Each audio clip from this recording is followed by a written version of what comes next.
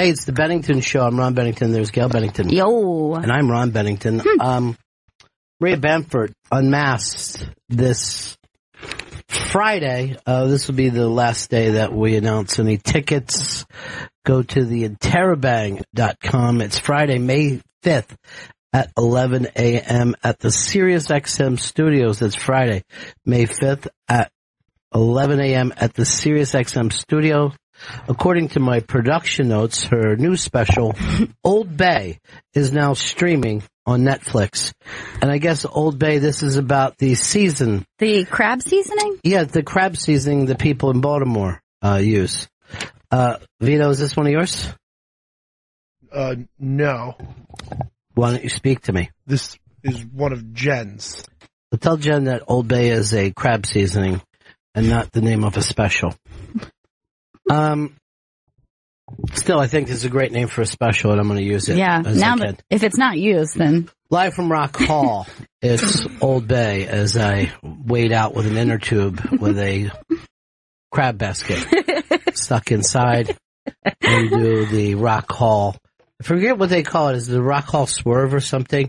Because you can't come under the crab. You have to come up and around and I went crabbing once with a regular net. Do not do it. Well, it's not good. You need the long net, the long handle. All right, it's the Bennington Show. We're very excited because Sean Donnelly is stopping in later. He's got a podcast called Defend Your Movie, and the point of this podcast is you have to take a movie other people don't like and then prove them wrong. I feel very strongly about this because, like, a lot of times people call them guilty pleasures, but I don't feel guilt. Like, if I'm enjoying something, I don't believe in any guilty pleasure. It's like, I love it. Yes, that's my pleasure. Mm-hmm. Up a dog's ass. I grab a dog, put the foot up his ass. I gotta tell you right now, I'm gonna defend Friday. I'm going to defend The Godfather 2, which everybody hates. I'm going to defend Reservoir Dogs. Oh, really? Is that one you need to defend? The Tribeca Film Festival was happening while we were on vacation. I could have tickets to everything. Oh, God.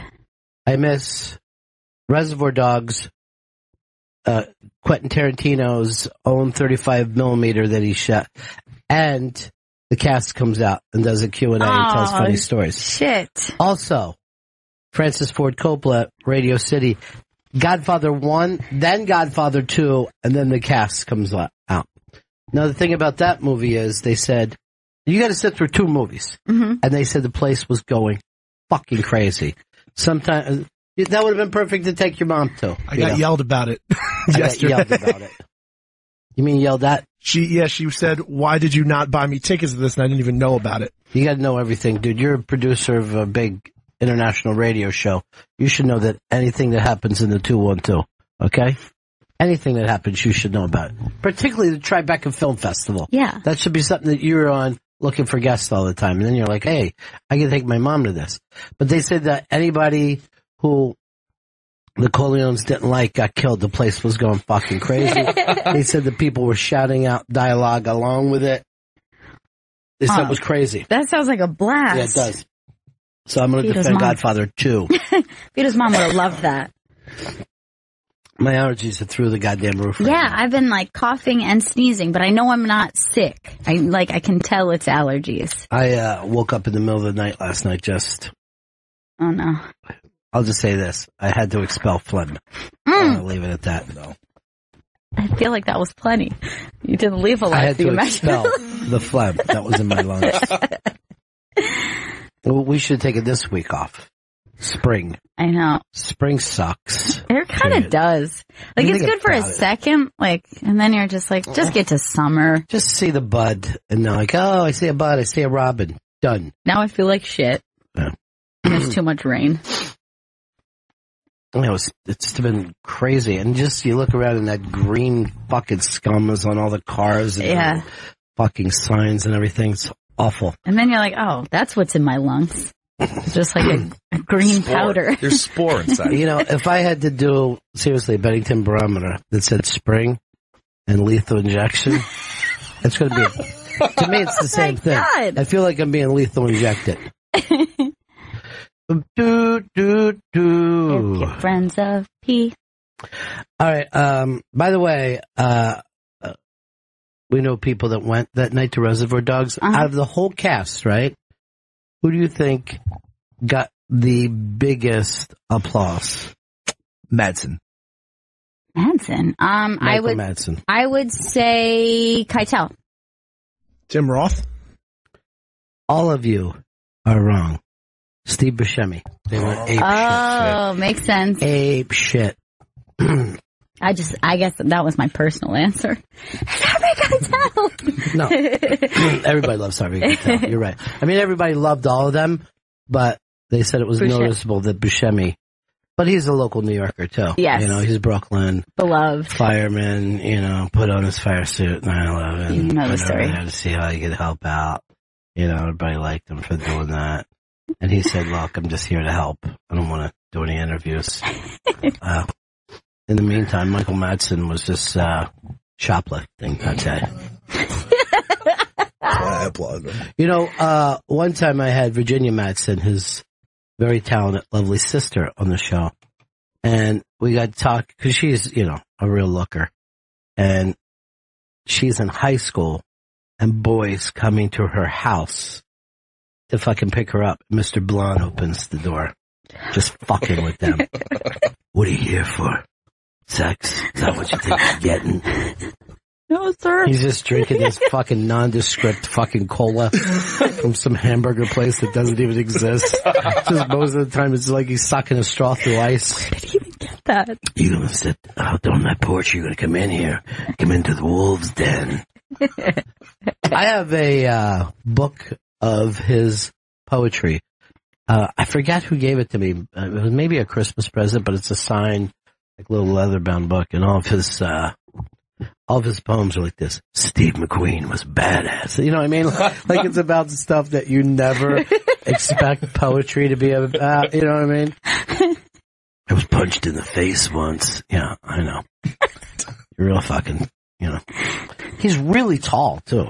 He's a real fucking tall guy. Yeah, I was in one day when you were interviewing him years ago. Oh, yeah. And, like, that would have been on 57th Street. That was the old NEW. Yeah. You came up with a couple, did you bring friends with Yeah. you?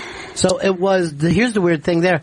That was 10 years since Reservoir Dogs. So that was 15 years ago that you're talking about.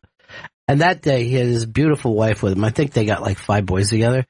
And he's just drinking tequila sitting there, a bottle. It was our tequila. And he was going like this. Who is she? You know what I mean? He would just act like he didn't know her, and how did she get in here? It was so much fun. And he had brought these plastic ears, that were, supposed to represent the ear that he cut off. And then he had signed and was given, giving the ear away. Yeah, we're giving him away. Great. I don't know what this is for. I guess it's a plastic ear.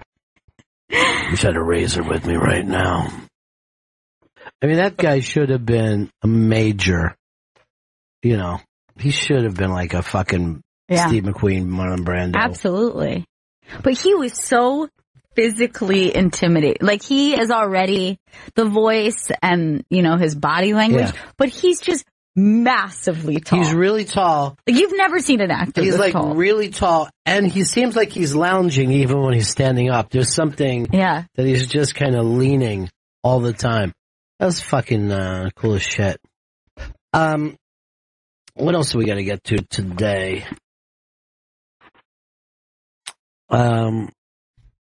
Yeah, I know all the fucking everybody that wanted to do the other characters in that movie. Believe me. What I know about Reservoir Dogs, I could write my own fucking book off the top of my head. Watched that movie too many times. Why do I defend Mr. Sean Donnelly against him and all the people out there who don't like Reservoir Dogs or Pulp Fiction? Even some people are like, okay, Reservoir Dogs passable, Pulp Fiction? No. I don't understand that. I hate when I walk into people and they say they don't like Tarantino. I'm like, shut the fuck up. I saw that a lot in, like film school kids were very much like that. And it was very obnoxious because I was like, come on, like, you know, that's probably why you got into movies in the first place. Right. And then you're like, did you know this is actually based on some old, of course it is, because he loves film. Like, right. You know who else does that? Martin Scorsese, Francis Ford Coppola, fucking P.T. Anderson. I got a little shit yesterday from the Wes Anderson fans. I was wondering if you would. Well, here's what the thing was on the Bennington Barometer. And who brought that up? Who was the one who... Bob Fonseca. But on our show, who brought up Wes Anderson, P.T. Anderson? I did, yeah. Do you know that you had me go against Wes Anderson on his birthday? Oh, my God. And I was writing back to people, look, everyone knows I love Wes Anderson, but everybody loves Wes Anderson. I don't think P.T. Anderson gets enough love. Yeah, I would imagine a poll would show Wes Anderson beating him out by like 70% picking Wes Anderson, I bet. Sure. Yeah. Easy. So he doesn't need your one vote. Even though maybe it would hurt him on his birthday. Yeah, his birthday was a fucking brutal day to get the news that you lost the Bennington Barometer. Bennington Barometer was a tough fucking fight, folks. I'm not gonna lie about it. I've lied every other day of my life. No more. Not now. No more. I'm going to tell the truth. This is a fucking tough slog, okay? This is our Vietnam, the Bennington Barometer. This is fucking Apocalypse Now. I wish somebody bring up Apocalypse Now or versus Deer Hunter. Be a tough one for me. I'll write that down. But Wes Anderson, forget Wes Anderson for 5 seconds, folks. Put him out of your mind. Yesterday was his birthday. In another 364 days, I'll talk about him forever. How's that? Okay? Right now, let me get back to Mr. Paul Thomas Anderson. His movie. Like, everybody agrees that the 2 best movies in this millennium are No Country for Old Men and the P.T. Anderson movie, There Will Be Blood. Yeah. They came out like fucking within 2 weeks of each other. Yeah. I still don't know if the best movie won the Oscar. I still don't know if you could say No Country is better than There Will Be Blood. My personal pick is There Will Be Blood over No Country, even though I loved No Country. Veto? I like There Will Be Blood. No Country. Really? Yeah. Oh, that's right. You don't really like movies. It's a good movie. No, you like stupid movies. You're always like, and then like I'll go, how was that movie? And you're like, I don't know. I get so fucking drunk, I end up pissing myself. You know, that's no way. Oh, I didn't even tell you guys this. So, Gail and I saw a movie yesterday at a screening, starring Goldie Hawn and Amy Schumer. Snatched. Are we blocked from talking about it? Because I noticed none of the reviews are up. Yeah, we can't you can't review it now. I'm not a reviewer. Okay. Can we say we saw it? Yes, I'm a broadcasting entertainer. Can I say whether I liked it or not? You can say whether you liked it. Can I give out every plot point as it moves along? No, you should not do that. I just have a couple memorable quotes that I'm going to read and just a few light spoilers. I will say this. I went there and I thought, well, Amy, you know, who knows whether this is, who knows whether you could do 2 in a row. I mean, Trainwreck shocked the world. And I can't give away anything about it, but I will say this. I laughed throughout the movie. There were a couple of, I'll just say this. Imagine, it's like a Seth Rogen movie, but instead of Seth Rogen, it's Amy Schumer. That's the way I was thinking about it. So this is not what you would call a woman's comedy. So I guess you would just call this comedy. Because it has those steady laughs all through it. And then there's like 3 or 4 of those what the fuck. You know what I mean? Like some kind of chaotic scene is taking place and you find yourself laughing hard through the whole movie. So I can't review it at all, even though I am a renowned reviewer. But easily for me, this is much funnier than Trainwreck. I would agree. We had a blast in there. We were laughing throughout. It's really consistent. Yeah. Really fun summer movie. And I didn't go there with the highest hopes because I thought Trainwreck was, funny for what it was, blah, blah, blah. And I was happy for her because, once you do Unmasked, I'm your biggest fan from that point on. And I liked her TV show. It's funny. Yeah. It's funny. I would agree. I would absolutely agree. It's a really good comedy. It's really solid. And she is, well, here's the other thing. There's 3 or 4 character actors who come in and crush. Yeah. Crush. Absolutely. And get their, usually you would have maybe a solid comedy. You get one good performance like that. You're psyched. You're this movie was great. Plus there was a really funny over the top character. There's at least 3 or 4 of those kind of characters where you're it's hard to pick which one kind of steals it the most. People that are funny. Really? Yeah. And they come in and just fucking whack it, man. Yeah. So that is always the thing that works in a good comedy. You know what I mean? If you think back to Spinal Tap, and then you're like, oh man, that's my favorite guy, and then you're like, oh, what was he in it? A scene? You know what I mean? They were able to pull that off, but it had that type of feeling. Yeah, it was great. I highly recommend 2 apples. Wait, what was it? What was his oldest? 4 apples. 4 apples. Did you see his last show that he did? I New didn't York see one? it. I did. And they took a look back at Talking Pictures. Love that show. Yeah. You don't have fucking people talking about movies on TV anymore. To me, it's a slam dunk. Even though movies suck now. I enjoy saying, I went to that movie and it sucked. Yeah. Oh, those are the best episodes when they're really pissed about movies. Well, here's what they said the other night too. And I've been to screenings, so there's people that I see at most screenings. I only go to the movies I want to see. They're forced, when you're on Talking Pictures or Cisco and Ebert, to see 10, 12 movies a week. They have to. You'll hate fucking movies. Right. You know what I mean? That's like saying you have to eat fucking 10 hot dogs, 12 hot dogs a week. You'd be like, I fucking hate hot dogs now. What else do we have?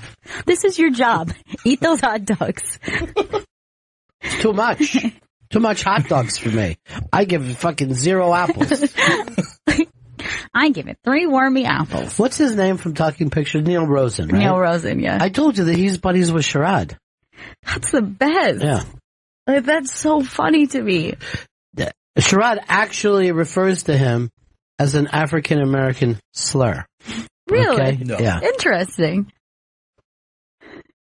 Who knew he had that status? He's picked it up. He's picked it up with Sherrod.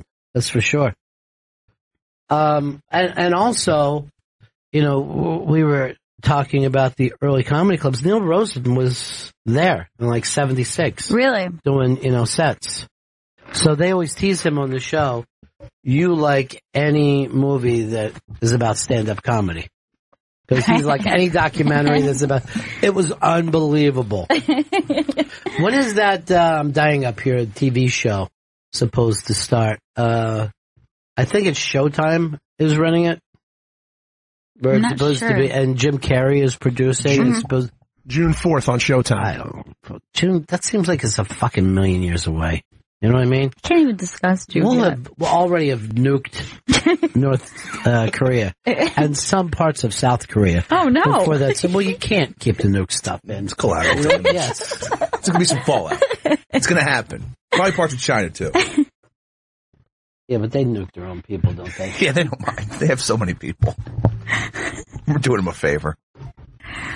Ooh. Diane B says, why can't you review an average movie? What does that mean? An average movie? What would be considered an average movie to you? Just like a Tom Cruise film? Yeah, or I would say an unoffensive action or an unoffensive rom-com. You know what I mean? Those two, standard types. Or who's the guy who always writes about fucking bad law firms? You know what I mean? Right. So you're watching James Patterson? James Patterson. Come on, Chris. You know, Gail and I had a sighting yesterday, and we wanted to play the 20 questions, and then we realized what a dumb show we have. We can't do it. We're like, there's no way they'll get it. Grisham. Shit. Grisham is who I'm talking about. John Grisham. Those fucking movies, to me, are always average. Oh, something's wrong with the firm. I don't know what we're going to do about this firm. Evil corporation. I know. I'll also watch any weird Wall Street movie on TV. You know what I mean? Yeah. Like, I'm like, how does this shit work? And then every time they're telling you, this is all based on nothing. The whole fucking world could collapse in a second. Because none of this shit means anything. If we ever decided to start shooting people in the street, everybody who walks on Wall Street would get the first fucking bullets. Because those people, they're fucking awful. Yeah. It's one thing that the Republicans and Democrats even agree on, and then they take money from them. They're like, we hate them, but we need this fucking cash to run. They have all the money. There's so much of this money, you have to take it. All those movies are just like, they're making money, but they're stealing from fucking farmers and, you know, people in the middle of the country are just trying to have a little extra money for their retirement. And then you'll be like, people will like make heroes out of those fucking assholes. Man, I dug that. Did you see that he had a solid gold jet ski that sunk to the bottom of the ocean? It's fucking baller. I think anybody who considers themselves a baller or uses the word baller needs to be shot right after the Wall Street guys. They're like one and the same. The entire cast of the fucking TV show Baller. The unwatchable TV show Baller. I've never seen an episode. I lasted 2 episodes. I know. I just saw the title, just like a little clip, and I was like, yeah, I don't think that's for me. You guys still watching Silicon Valley? I haven't jumped in the new season yet. I'm up to date. Me too. What are you thinking? I'm liking it. I don't like that they like start a plot line in one episode and then it all gets resolved in 2 episodes. That's since the beginning. A, this thing is going to make a ton of money. B, we lost this thing. Next week, we got a new thing. It's going to make a ton of money. The following week, we lost that thing. We're going to start a new thing. Doesn't mean it's not funny. It is. Yeah. Baby bro, the app's back on. It is. It's Nerd Entourage. And some of those guys were the guys that made fun of the Entourage in that. It's Nerd Entourage. Is any app making money, by the way, for all this fucking app talk? Not even Uber's making money. That's losing money hand over fist. I thought they were all making money. Like, all the big ones make money. Uber's losing a lot of money. It's okay, all Uber isn't what I'm talking about. I'm talking about there's a million fucking apps out there that aren't Uber. Right. You know what I mean? What do those people do for money? Because obviously they don't make it. I don't know how any of that works. And it's like the number one business, but no one ever goes to Shark Tank and says, I got an idea for a new app. Right. You know what I mean? Like, they don't even make it through fucking Shark Tank. And they got fucking, you know, people on there who said, we have fucking vegan food for twins. I'm like, that, it's not a big enough market. Oh, I definitely went in on this market. Apple TV made a Shark Tank for apps called Planet of the Apps. I haven't seen an episode, but it has like celebrities saying like, I'll back that app, sure. But I've never heard of any of the apps that people are trying to create. All right, so here's who are the celebrities? I think Gwyneth Paltrow's on there.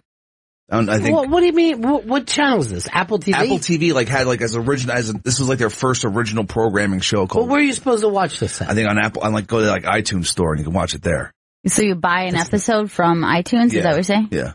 No one's gonna fucking do I that. believe will.i.am is one of them as well. Okay, this is starting to make sense to me now. Yeah, but I'm turning around. In that show, those celebrities are just coaches, and then they go to another round. See, have you guys seen Toy Box? I saw the trailers. I watched it. What's Toy Box? Toy Box. People come in and they've invented a toy, right?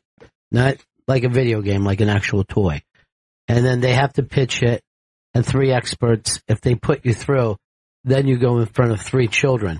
One of those is that little fat redheaded kid who's like, actually, remember that kid who got fucking red hot for 5 minutes? On the local news kid? Yes, the local news No, kid. you're kidding me. No. He's got a fucking show. He's making like 25 G's a week now. And, The By the way- apparently kid, right? Apparently, I don't watch the news. By the way, and I hate to say it, he is the whole show. I mean, if there's any laughs in that show, it comes from apparently. I might play this with my grandpa after he plays the Powerball. Apparently, it's a pretty good toy. Now, here's the other thing. He hasn't fucking grown an inch. You know what I mean? Like, you know how adorable kids grow out of the adorable thing really fast? Not this kid. Dude, how can I watch this? I It's love on fucking apparently. regular TV. You don't have to buy it on fucking iTunes. It's an actual How show. much per episode? And one of the guys from Modern Family is the host, the Cam. He's very underused on this show, so very underused. But I've only watched one episode, but I have like 3 saved because I'm like, oh man, this is like Shark Tank with toys. Like I figured it out immediately why it was good. I'm like, yeah, I could watch this. I'm in. But I don't even know, like a toy. If you try to give a fucking toy to a child, they don't even know what to do with it. I had a nephew had a birthday the other day, and they were just giving him fucking games, you know, Pokemon games. Everything was Pokemon based. And I fucking looked at his little face. I go, "What is this? 1990 fucking 2? Move on from Pokemon." I never thought kids would still be playing Pokemon. I never thought that was going to last that way. They love Pikachu. How's the little English girl from Ellen doing on Toy Box? She's very serious. I didn't know she was from Ellen. Is she Sophia, the one? Grace and Rosie? Yeah, they're like the British kids who rap like Super Nicki. Trap, Yeah. Yeah. And there is another black girl with very big hair. She could be Lisa Bonet if Lisa Bonet never grew up. Well, you're like, oh, okay, so this one's going to be a model. The other one will probably be a presenter on UK television. And the redheaded kid is going to fucking live at home and be an alcoholic when he says he needs his medicine every day, but it's Oxy. Oh my god. Teddy, what's up? What's up, dude? Hey. Just curious if you guys are caught up on Billions. You see this week? I haven't watched one episode yet this year. I understand it's fantastic, though. Soder's amazing. All right, Well, you know, here's my problem with Soder. Every time that I would compliment on him, he wouldn't fucking, you know, he'd be like, oh, you're fucking with me. Or, you know what I mean? So finally, I'm like, okay, I'm done with Billions. You've taken it away from me. You know what I mean? You won't believe me that I say that you're great on the show. And I introduced him once at the stand, bringing up Billions, and he says to the audience, Ron just likes to fuck with me. Fuck with you? You're on a fucking TV show, dude. What's cool? Like, what's not cool about that? I guess because he's not the superstar of the show. He's a character actor on it, but he's great. Oh, you can't please Dan Soder. I'm just preaching to the choir. Anyone who listens to radio or enjoys comedy knows you can't please Dan Soder. Okay? He's got a fucking appetite like Trump's. He wants it all. I'm trying to produce a special for Dan Soder called Old Bay. It's about the different seafood seasonings. Somebody was telling me the other day, because I was down in Chesapeake, they're saying, oh, people around here don't use Old Bay because it's a cheaper thing to use. Really? Yeah. I forget what they call it. I think it's New Bay. It's probably New Bay. I'm on this New Bay shit. Well, here's what happened. Old Bay was sued by Beyonce. She says her fucking name. Makes sense. The Old Bay Hive. Steve, what's up, buddy?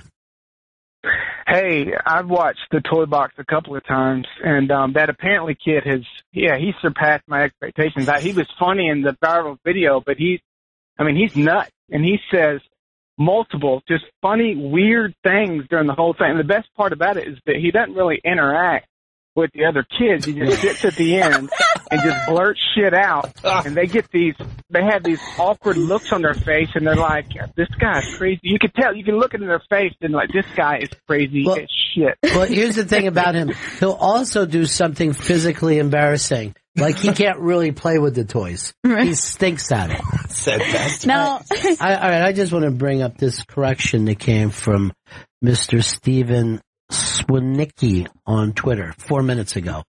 Reservoir Dogs came out in 1992. 25 years ago, not 15.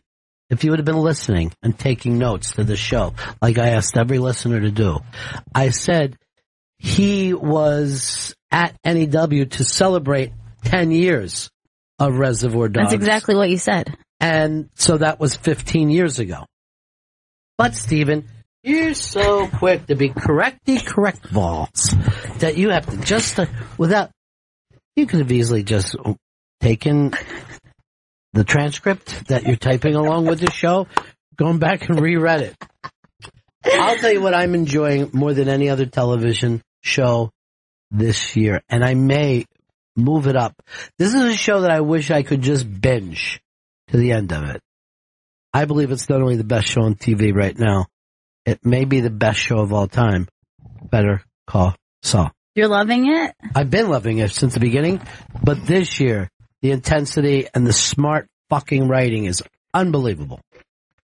And the cinematic shots that take place during that show, that you feel like you're watching a good movie. I have to get back into it. I don't see you watching it. It's like a boys' show. Mm-hmm. I guess that's probably what it is. I mean, how many girls are on it? Shopping, nails, anything? There's one my interest. Girl, I mean, this is kind of a fantasy thing because she's a female lawyer, which I don't know has even happened yet. What? I believe it will one day.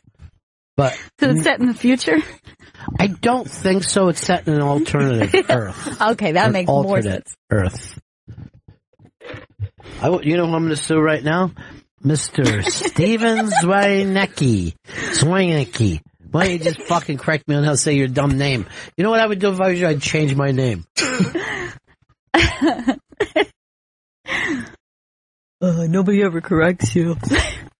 I have somebody writing about Fargo with us, and I'm still watching. I don't know if I'm totally into the whole show. There's a couple characters that I really like, but I don't know if I'm into the entire show yet. I only saw the first episode. I really liked it. I gotta catch up. Why you only seen one episode? I don't know. I'm way behind on everything. But why would you jump in when you know, like, oh, it's like if you were in school, would you go like this? Oh, I haven't done any of the homework yet, or read the book. I haven't got the book yet. There's been some mix-up about me owing money to the school, so I thought I'd throw that into the class. You know what I'm saying here? Oh, I don't watch football, so I want to pick who I think is going to the Super Bowl this year. Apparently I didn't watch the show. Never been on live television before. It's pretty good. Pretty good fucking impression. I love the use of apparently I've never been on live television before. Have you or haven't you? Why do you not know? All I see with that kid was fucking boyhood Eastside Dave. Like every redhead. Like if you look at Dave's pictures, he looks like that kid. Yeah. Like every redhead looks the same. Yeah, they're a race of their own. Yeah. Particularly when they're young. Yeah. Like, they just all look the same. Well, this is the most interesting thing about redheads, and I didn't know this until Dave either. They feel pain much more than we do. So, like, if you pinch a redhead, they're going to scream out in pain. Is this true? Yes. Yeah. Dave feels pain at, like, I used to think I think we had somebody spanking him, like a dominatrix or something spanking him, and he's screaming, and I'm like, dude, don't oversell it. And he's like, I'm not. I go, look, you can't fucking oversell like that. Just take the right amount of pain. And then later, I don't know, we had hot sauce in here, and Jay Moore was throwing it at Dave, right? And poured some down his pants. And it burned Dave's skin like it was fucking battery acid. Now, here's another thing to watch out for, because I've went and studied this since Dave, right? Chris, do you ever watch any pornography? Yes, I do. Vito, you're a pornography writer. Watcher. Ton. Where do you go? Mainly Pornhub, sometimes Aspirade, sometimes Reality Kings. Aspirade? I love it. The Aspirade has now begun. That sounds fun. Yeah. I know, you're in the dark web. Pedophile pictures. I like women of age to masturbate to. Then why would you go in the dark web? Now, here's the deal. And some people call it the deep web. Have you noticed that? Yeah. I don't like that. I like dark web's much cooler. Have a fucking one name. That's branding. You know what I mean? Brandon, you're a fine girl. You're a fine girl. Let's go back up. Chris, you don't know the song? No. Come on. It's Looking Glass. It's their biggest hit. Shit, you're right. Now, when you guys go back to watch pornography, Yes. put in for the redheaded girls, they moan, and they're more likely to be moaners and yellers than other people. I'm fascinated by this. Yeah, because it hurts them, okay? Everything fucking hurts them. I'm going to notice that this evening, or maybe this afternoon. I'm going to notice it. I have a few names in mind. Apparently, I'll be noticing it tonight. By the way, I'm hearing more and more stories about fucking this maniac in the islands. Oh, come on. And so, Gail and I are having a tasty treat before we go to the screening. Nice. The movie, Snatched. We each give it 2 thumbs up. So that's 4 thumbs up. Yep. I don't know whether we want to do big toes, but I'll be willing. And she starts laughing, and she takes her phone, right? She's looking at it. Like, what's... I know she's laughing before she looks at her phone, and then laughs harder after looking at her phone.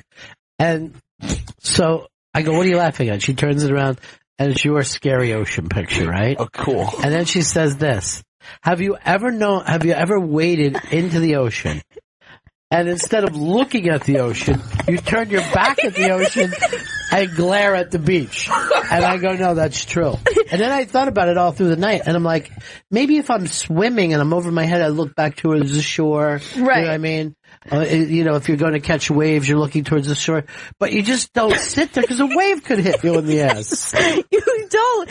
I was like, it was something that just occurred to me. It's like, there's so many things that are weird about that picture. One, of course, being the angle. Everyone's very confused. How is this photograph taken? Is it taken from an airplane? Like, where is this hotel? It's so confusing. Here's the other thing about this. We're about 100 yards away from Stanley here, right?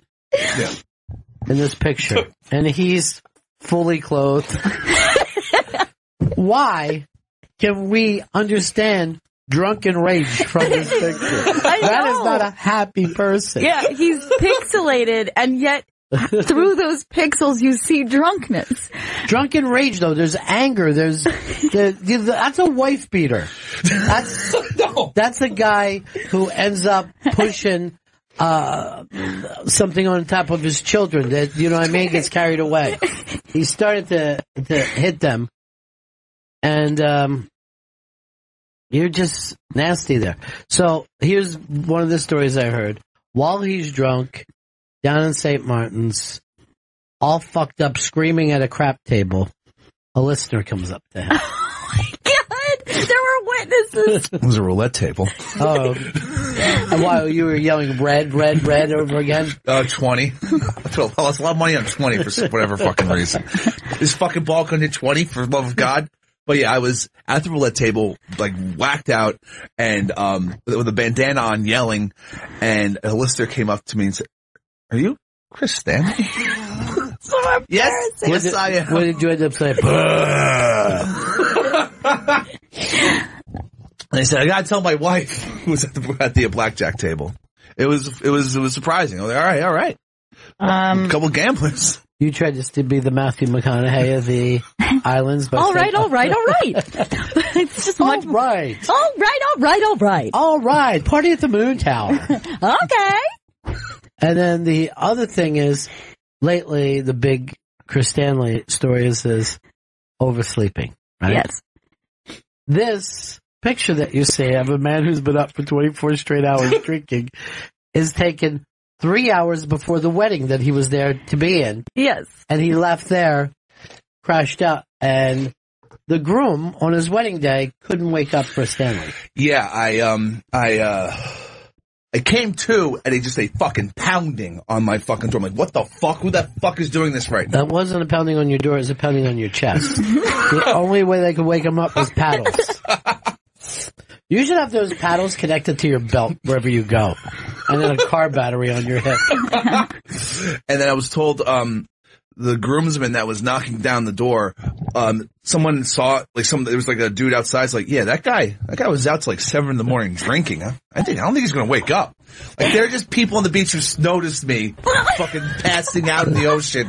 That is so embarrassing. You have a reputation in the whole. You're the hotel's drunk.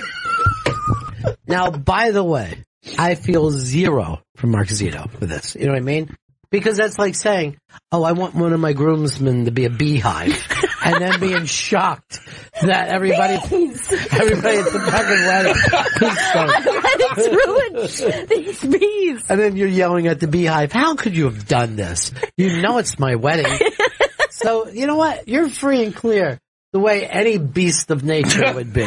Thank you. You can't go against your own nature. Thank you. I appreciate that. Thank you, man. Dankma. Dankma. Isn't that what you write on your cup? Now, I asked you also to put together how much you spent on this vacation. Okay, let me... and here's what I want. Okay. Flights. Did you pay for your own hotel? Yes, I did, yes. Okay. Yeah. Clothes. Yeah, your tux booze, or anything like that. And even gambling, because you wouldn't be gambling. You know what I mean? So that's all part of it. Okay. So take your time. Speaking of gambling, anytime you say the word gambling, this person will appear. Mitchell Walters. Mitchell. Nobody bets on 20. Is he a moron? Come on, it was due. It hadn't come in like 2 days. Yes, it's not going to come in. That's what he's saying. No one bet you bet one above, one below. You are a moron, Mr. Stanley. Thanks for nothing. One above, one below. I should have called Mitchell. I went down there. I'm an idiot. I love roulette. I have the system for roulette. What is it? Tell me. You take the last four numbers, you multiply them by 36, and divide them by 11, and then you play the number to the right of the answer. Hey, it's that simple. Yeah, Chris, why didn't you do that? I should have. Were you wearing my T-shirt, by the way? I was not wearing your T-shirt. Gail, did you get a shirt, or did they give you one? No, I didn't get a shirt. Vito was supposed to give them to you guys. Vito. Vito's face. Yeah. It looks like a man who did not know anything of these shirts. Oh, my God. Chris? Vito, you don't know about the shirts? I don't know about these shirts. There was a box of shirts I said, bring into the studio. Give them to Ron and Gail. They were next, like, I thought it was supposed to be like 2 weeks ago when they came in. It's a month ago they came in. Somebody else, look, you guys can't be in charge of the fucking mail. Somebody else said, did you get the anniversary present we sent for the show? I'm like, of course not. It's fucking Chris and Vito. It's like trying to get things into the Ukraine. Oh, you yeah. know what I mean? The guys are going to help themselves. I just got a message, too, this morning from Carla saying that we have a package, too, that I think arrived today. Okay, so we'll call down to I'll have Jen call down to the, Yes, you know that you can't do it. Why call down? Vito, you're fucking moved around the building. Just go get things. And by the way, you don't remember a thing about these shirts. Some more shirts. Yeah. I will send some shirts. I'm at the Borgata next week, Ronnie, so I will send some more shirts. Good. I'm glad to hear that. Now, you at the Borgata, what are you hoping? Break even? Between what you get paid and what? After the Kentucky Derby. Kentucky Derby Saturday, Ron. Oh, this early. Wow. This already, yeah. It's the first Saturday in my life. Okay. Now your life can start. Somebody was all my calendars are only Saturdays. That's so funny. Now somebody was now he's going now to look for these shirts. What a nut. Now somebody told me that they're reading a book about stand up in the 1970s, and it's the store and the improv and everything. I don't know what it's called. And Mitchell Walters' name came up as crossing the strike line. He went against his fellow comedians as they were picketing and went in. That is not true. It's in the book. I'm just telling you. Oh, it's in the book. Yeah. Have you read the Bible? Yeah. That you were known as one of Mitzi's boys. I was one of Mitzi's boys. Now, who else was when Mitzi's boy? When somebody co-signs a call for you, you become their bitch. Now, who else was Mitzi's boys? Alan Stevens. Uh-huh. Sam Kennison. Carl LeBeau. The Outlaws of Comedy were Mitzi's boys. And all of you crossed the picket line? Nobody walked the line, let's put it that way. You fucking did the line. That was it. Fly United. Fly United. Now, yeah, I'm Flying United. I got the middle seat and ringside. Well, did you see there was a fight on a plane last night?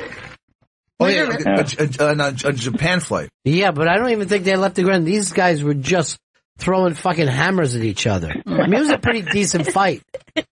Airplane fights are so hot right now. Yeah, I know how they feel because I'm always ready to fucking say what the fuck. You know what I mean? There's always a fight on the plane with the guy in the middle seat. Yeah, the middle seat guy wants the plane to clear the legroom. Don't you know that? I would say it. I would say I'd rather this fucking flight win. I can't stand if there's a man I don't know sleeping next to me, too. That's too intimate. That'll be me. It's too fucking intimate. Dude, Chris had a terrible... Look at this. Here comes the fucking shirts. There are the shirts. Isn't that the shit? These are not the shit. What are you doing, Vito? Why is that shit down the hall? Vito? Come on. I went out of my way. I paid full postage. He paid full postage, Vito. I'm sorry, they were under a bunch of boxes in there. Are those boxes things that we need to see, too? Oh, my... Dude, can I fucking tell you something? Let me see this shirt. You were selling these in the fucking 80s. There was This is awesome. Dude, I'm not making this up. So great. I bet you were selling these since 83. This is awesome, dude. No, wait a second. It's not the same shirt. No, I know it's not the same shirt. It's the same bit. Oh. All right, you've added Tesla to it. I'm very excited. I'm very excited that Tesla has come into this. Nobody would buy the shirt if there wasn't a Tesla on it. No, it's smart. I mean, a Fiat is still fixing to get Tony. But you're not doing Pontiac? Poor old Negro thinks it's a Cadillac? I know they wouldn't buy the shirt. I got thrown off a cruise for saying that. I lost a $3,000 job because I said poor old African American thinks it's a Cadillac. That's so funny. Get a picture of this, put it out on Twitter so people can see. The legendary Mitchell Walters. Listen, I love you guys. Yes, it's true. Vito, don't keep stuff away from me anymore. What else is in here? What else have you got? Who lied to you? So this is from Carla. Oh my God! Look at all the shirts you guys hide. Carla is bootlegging Bennington shirts. Gail, Belmont's open. Oh, nice! I cannot wait to head over. Well, now you're there. You go every weekend.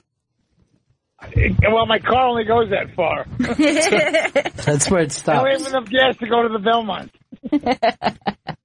He actually has a service car that knows where he wants to go. I have Uber. All right, buddy. Good to talk to you. I love you. I'll talk to you soon.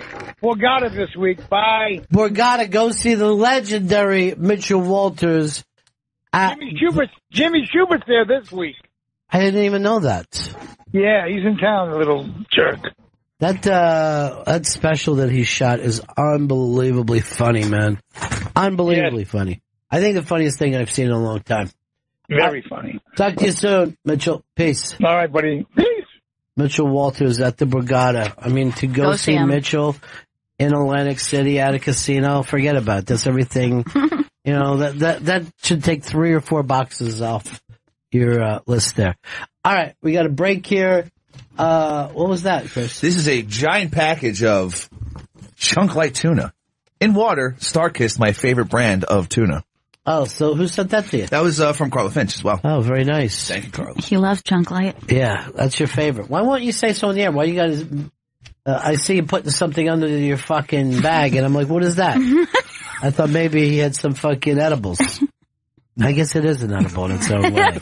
It is edible. Weed tuna. I would love that. You love anything. You're not a weed guy anymore, though. I was smoking down the islands. With who? With Ryan Sampson of the Morning Man Show. I didn't know that he was a big weed guy. Yeah, he'll get down. Oh, that's called getting down now? Oh, boy. What is this, 1954, where that's a get down thing? Who else in your group? John the groomsman. By the way, he's your favorite guy in the gang, right? Yeah, love Ryan Sampson. He's a good dude. But he's number one. He's number one. Who's number two? Zito. Really? Oh my God. I think cause Ryan Sampson can fucking like go all, he can drink hard, so I can drink longer with him. He's more of a lightweight. He just stopped himself from saying he could go all night. That Ryan Sampson can go all night. He gets down. And I believe Dr. Luke, the groomsman. See, I would have thought it would have been funnier if you would have put fucking Zito at the bottom. But I always go for jokes. I never think, be as honest as you possibly can. Now, what did you figure out you spent on this? With gambling, clothing, bar tabs. Yeah, itemize, would you? Okay, I'll itemize. So flight, $650. Round trip. So, you know. Hotel, $650 for, it was 3 nights. Gambling. These are fucking nice prices. Yeah. Gambling, am I gonna count the money I lost and like I went up, No, you're gonna, 500. At the end of the day. At the end of the day, $500 out of my own pocket. Bar, another 400. Clothing, 300 for renting of a fucking tux. And then food, around like $1.50. The cheapest thing he has is nutrition. So put all together, what is that? Around $2,500. Okay. And then what'd you give him as a wedding present? Oh, I didn't add that. That's $1.75, so $26.75. Couldn't go up the other, you couldn't just round it up to 200? Nope, $175. Why? Because of the other $2,500 I had to spend on this goddamn wedding. Now, wouldn't they have been better off if you would have just given them 3 G's? I would be much happier. Say this, instead of me going down there, I'll give you 1,800 G's. How's that sound to you? That's not bad. I think that's, But the pricing at that place is unbelievably nice. I was surprised. surprised. You're spending like the same money that if you got a fucking hotel room in Iowa, probably. Yeah, it was surprising, but still. Nice hotel? It was nice, yeah. The Flamingo Resort in St. Martin. Oh, jeez. very cosmopolitan. Yeah, very 1958. Welcome to the Flamingo, gentlemen. Vito, thanks for finally fucking doing your job and bringing these shirts down. That's on me. I'm sorry. I could have been neck deep in chunk like tuna. Well, that just came now, and you know that. Vito, you feel like he throws you under the bus a lot, right? I do feel that way. And when you're getting best friends mentioned, right? You're not on the list. You will be if you stop working here. I can't tell you how much nicer Chris is to you than he was Zito. The only person he'd treat it worse than Zito was Shelby. He was so nice to me in the Austin trip, but the second we landed, it went out the window. Legitimately, we got to the airport, and I said, Chris is too mean, and I'm leaving. Dude, Chris had a terrible flight on the way home from Austin. And him having a bad flight makes me realize, like, the joy I got from it actually made me go, am I a terrible person? Because I was so mad at him. No, you're not. I was so mad at him for booking this early morning flight. And I was shocked that I was able to settle myself in. I closed my eyes a little, got a little rest on the way back. And when I turned around and saw just red-faced anger, and I'm like, what the fuck? Why were you mad? He literally gets off the plane. I'm standing on the, Vito and I got off the plane first. And he's walking down, like coming off the plane, like angry stomping like this and cursing to himself like, motherfucker, fuck. And I'm like, what are you doing? You're insane. So he says the couple next to him talks the entire flight. They never shut the fuck up. Why wouldn't they? It's not a bedroom you're in. Yes. Then he said they were the only people who didn't have their window closed, so it was just bright sunlight in his face. Light in my face. So before Did you have shades? No, at one point I just pulled. Now, let me go to the next one. Do you have earbuds? No, You're not fucking prepared to fly. I agree with you. I had a woman holding a baby that was screaming. I never heard it. Yeah. I'm enjoying a fucking movie or some of my rock and roll fucking records. No. And enjoying the flight. Reading a book. Also, backup magazine if I don't like the book. What the fuck is wrong with you? No sunglasses, no fucking earbuds. You're not a traveler. Dude, so before he tells us what makes him so mad, Vito had ordered a ginger ale on the flight and he never got it. So we were just making jokes about that, like that Vito didn't get his ginger ale and he was going to give them a bad review. So when he sees Chris's face, it's just sheer anger. Rita goes, oh, what happened? You didn't get your ginger ale either? And Chris literally goes, what the fuck did you just say to me? Why would you say that? He's like, well, cause I ordered a ginger ale and I never got it. And he's like, yeah, cause I got it. I'm tired of being near you. I don't look like you. Everyone thinks the fucking guy gave the fucking ginger ale. The guy woke me up and then shoved the ginger ale underneath my face. I was sound asleep. And he wakes me up. Here, sir. Here's your ginger ale. I'm like, what do you give? Why? I didn't order this. Because you look like him. You fucking look like him. And Vito has no problem with this. He's laughing. He's thinking it's great. And Chris is like in sheer anger. But can I tell you something, Chris? Yes. You have known sleep the night before. No. None of these things are the way a person wants to fucking travel. Then obviously the stewardess believed that you were needing a beverage. You're dehydrating. My favorite thing of our whole flight is on the way out, we're walking through TSA, and somebody asked one of the TSA agents if he saw somebody come by with a wheelchair, and the guy just goes, I don't know, man, I wasn't paying attention. That's great. Literally overheard someone in TSA say that. I hate that sign that says, like, if you walk past this sign, you have to go through all the security again before you get through. Somebody like, shit, did I leave anything behind? That's not the only bag I had. Because I don't want to go back to fucking security. I wish they wouldn't even put the sign up. I never leave things behind. You know what I mean? Chris, you have fucking proven why you don't have a shred of producer's instinct. Look. You were not prepared for a show. Like, if you go to a television fucking production set, right? That producer is going to know how to get in. If somebody fucking gets a bee sting and needs a shot, they already have that information done.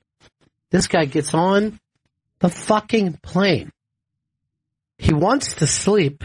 He's sitting fucking 3 deep with fucking strangers, even though you have people that you work with that you could have said, we need our seats together. You don't even know how to pull that off. Do you think every fucking family is just sitting all over the plane? Oh, where's Jimmy at? Oh, I don't know. I think he's down there with those Chinese people. You can't be the guy who sets this up. You're terrible at it. Everything Don said to me in that thing was true. Everything he said was true. You know, I didn't think it was, but now.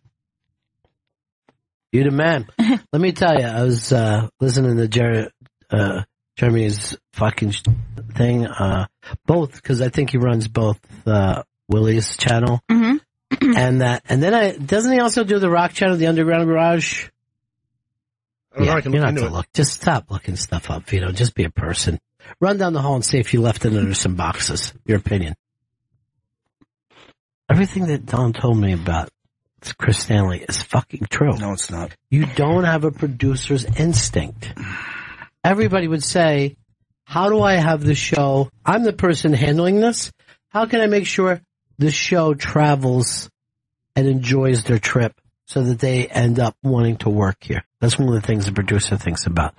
Let alone, he gets off a fucking plane and doesn't even have his hotel room because he hasn't taken the 5 seconds to call and confirm what he has. And then he turns around and looks like somebody that he works with and gets fucking woken up with a ginger ale. It's nice that you guys are like brothers. Vito likes it. Here's what always gets to me. People who want their happiness to go from the strangers changing their life completely. You know what I mean? He's mad that a couple talk to each other on a plane. It's not fucking church. It's an airplane. Some people fucking have business meetings while they're on there. You can't say to them, oh, excuse me. I don't know you, so I want you to shut up. It's not a fucking movie. It's an airplane. Vito and I were talking.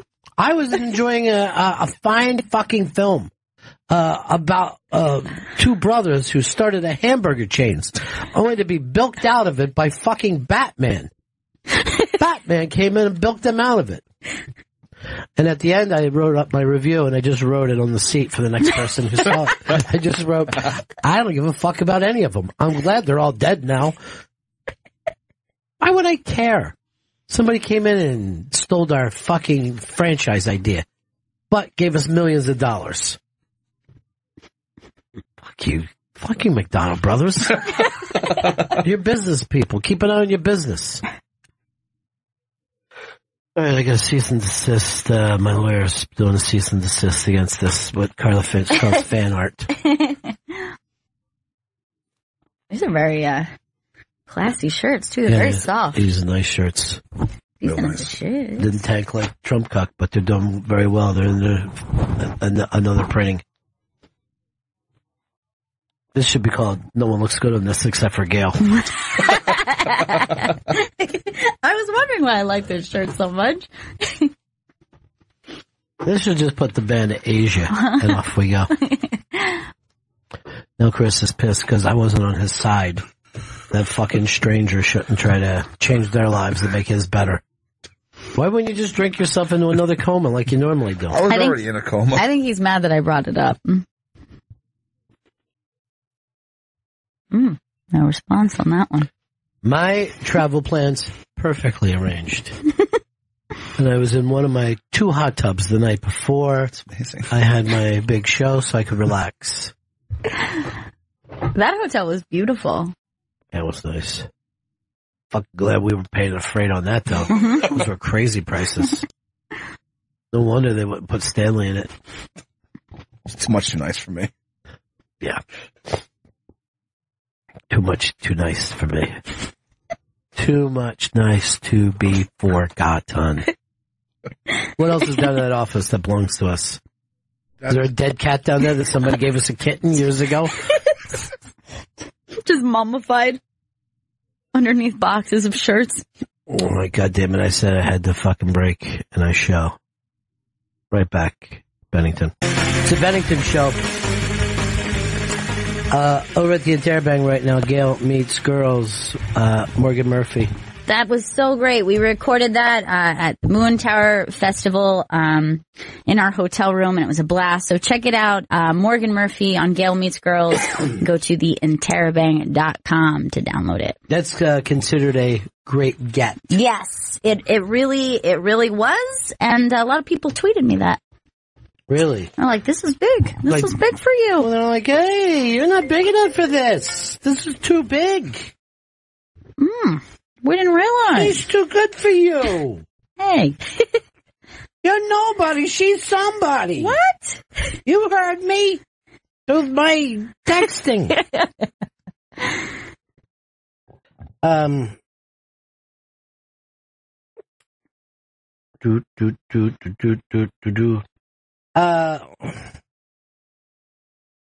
Girl Boss, what's that? It's a show, I think. Is it any good? I haven't watched it yet, but I did see an ad for it. You got to try to get Gail Meets Girl Boss to be your new show. You know what I found to be very funny is that Morgan said, they were dry in town. I'm a California girl. I'm used to getting that weed. And then Chris took a cab to go get some weed for her. Yeah. From his hotel room. That was fucking hilarious. When she said to me, where was that weed guy? I go, look, man, don't give the fucking money to me. Give it to him. Don't even fucking talk to me on the street. I'm here. You know what I mean? We're going to set stuff up and then you walk down the fucking corner. And so, and then as she's leaving, she goes to thank Vito instead of me. Oh my God. It's killing me, Ron. The positive thing is, I guess you look young. Yeah. You know what I mean? Or he looks old. That's both true. You know, I hate you for not taking care of your mom with that Godfather thing. That should have been you. That's his namesake. Yeah, I am named after that, and she hates me for it too. She brought it up to me 3 times yesterday. Tried to beat you with a stick. I wish she would. And what about that secondary Unmasked? Not the one that we're doing this Friday, but the other one, and that was tentative. I'm waiting to hear back, but when time's getting a little short here, so I'm going to say it doesn't look good. Did you have someone speak for you? Because I always worry that you're talking that way to people. He can do that for you. No, you won't even tell. He's got a good social game. Thank you. Thank you, man. Thank you, ma. Thank you, ma. Oh, thank you, ma. You should just set Vito to the islands and had him fucking fill in for you. Seeing how long it could take. Oh my God. Yeah, he'd be a lot less drunk. Way more social. Would have woke you up. I thought you smoking cigarettes down in Austin. I didn't know you smoked cigarettes, Vito. It's a summer thing on the weekends when I have a few beers in me. I like the way it feels. Yeah. You know what? I'm going to say this, and I normally don't like to judge, but I think this will help you. Doesn't look good on you. Doesn't look natural. You know Some why? people look like smokers. Some Because people he does like the little puffy thing like your grandmother. And also, he's so big that the cigarette looks tiny. Yeah, maybe that's it. Well, I think the grandma thing is because I only started smoking around like aunts and moms and parents and stuff. Okay. I grew up with the pot, like my spaghetti sauce tasted like cigarette smoke. That actually sounds terrific. That's really good. The sauce is so smoky. It's not that thick. We should just have your aunt stand around meat and smoke it for us. Just put it in the smoker. Man, I bet you was raised with some hard women, huh? Yes. All of them. Tough as shit, too. Oh, yeah. All of them working doormen? Wow.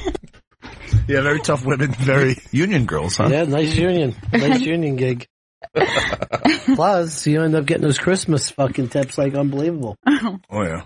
They do well for themselves around the holidays. Yeah. Like over 10,000 in like a medium building.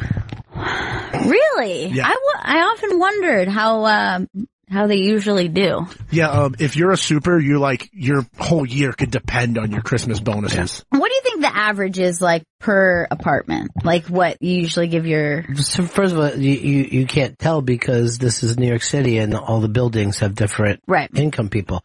So if you're a doorman on Park Avenue, right? Those fucking people don't even know what a tip costs. So, I mean, if you're making, $100 million a year, you'd be like, I don't know, I gave the doorman 72. Is that not enough? I gave him 72,000. What? Is that crazy? that kind of shit happens all the time. They'll do stories about these guys. And they don't want to be outdone by their neighbors. Right. So they'll be like, Pino, come in here. How much did the Weinsteins give you? And then they up it. Now, when you have that kind of job, you can't just open the door for people. You got to go upstairs. You got to smuggle girlfriends in and out. You got to do all kinds of shit. I mean, if you fuck up even slightly, you could be out of that building. I worked at a really nice hotel downtown. Yeah. And the top two floors were like penthouse apartments that were not part of the hotel. But the doormen for the hotel also were like their doormen. So these guys who already got insane tips for working in a nice hotel, come Christmas time, like would almost double their salary. It was crazy. Yes. That's very normal in New York City. It's a very normal thing. So now, if you are in a working class building, people give you $300-400. Some people even stiff. Yeah. I was a doorman for a week or two, and I was in a building where I controlled the elevator from the lobby. And if you didn't remember the floor, every single person by just memory, you'd get yelled at. You'd get you'd have to talk to the super about it. Yeah. Because they want their entire life to be like they're in the first class hotel. Like every day of their life, they're acting like they're staying in the Waldorf. Right. No matter what they do. Yeah. So anything is like, what is this is disastrous. You know what I mean? Something fucking goes even slightly wrong, their day is ruined. Oh, yeah. I see that in my building that I just live in now. They're actually having an election for a new board member. Well, best of luck to you, Vito. I've been thinking about running. You should, please. I've been texting my mom about it. She's not happy. Vito, I would love to get behind you with this. You know, I would love to be the guy who pushes you. All right, we're just going to tell you when who Gail and I saw when we were sitting out where we always sit. Okay. Karl Rove comes walking by us. Really? Yeah. And he was with Mark McKinnon, who is Soder's uncle. Wow. And I was going to say something like, hey, your nephew's right upstairs, but then, he's sitting talking to Karl Rove. That guy fucking stops, somebody takes a picture, and it looks like, I fucking smoke with Karl Rove. It doesn't happen that way. The weird thing is Karl Rove he looked better in real life. Yeah, his face is slimmer than I thought it was going to be. I think maybe he's lost a little weight. But it is weird. Like, in many ways, he was like this villainous figure of my youth. Yeah. And then, For like, 8 years. Yeah, and then he's on the street, and he's just like a regular dude. Weird. Did McCain have the cowboy hat on? Yes. Yeah. Yes, he He did. doesn't go anywhere without it. Good. Absolutely. And also, the thing about Karl Rove is, how he had all that power before, and now he's just commenting on someone else's power. I mean, he doesn't even like Trump. That's got to seem weird to you. You know? And I thought that there would be more of that. And maybe it's emerging more like people who were on the right or Bush administration people who are coming out as anti-Trump or like giving. There's plenty. I mean, Trump hasn't gotten anything through of substance yet because of the Republicans. And they said that budget thing that they just did, the Republicans were on fucking TV today going, the Democrats cleaned our clock. It's impossible because you guys won't unite. You know what I mean? Trump had to make concessions to the Democrats. Strange days we live in, ladies and gentlemen. Strange fucking days. But I always like to say this. Hitler and Stalin always win in the end. Who's better between the two? You know what? I mean, you're literally looking at what we used to call a cunny hair difference. Back to you. I mean, if you had to Bennington barometer this. Bennington barometer should only be about good things, not bad. Well, I have a Bennington barometer for you. Oh, great. All right. Bennington barometer. Chris, you don't say your thing anymore? Oh, no, but there's this. From the creative mind of Bob Fonseca of the Dudley and Bob with Matt Show. This is the Bennington Barometer. Gay. Sounds gay. Weekend gay. Seriously, if we were on Fire Island and it was just a lovely time that all the boys were getting together, I'd be like, guys, you got to hear this. And look, I'm not being anti-gay when I say that. You're I'm actually being pro-gay. Yeah, I'm actually pro-gay. You're like, if I needed that, then this would be great. Yes. But I'm just saying it doesn't sound like, everything that Bob put together for that. We have so much room for gay production. Yes. Like, so many of our gay segments that we the gays put on the greatest shows of all time. Yeah. And that's what you give them with that? I wasn't trying to disrespect the gays. Where do we keep the drawing board? Because I want you to go back to it. All right. Bennington barometer. Bennington barometer. Bennington barometer. This is the Bennington Barometer. Jesus. All right. Pacino or De Niro? Oh my God. Pacino or De Niro? Now, if you would have asked me this in, let's say, 1978, it would have been the toughest moment of my life. Oh boy. I'm going to tear this one off. Oh, shit.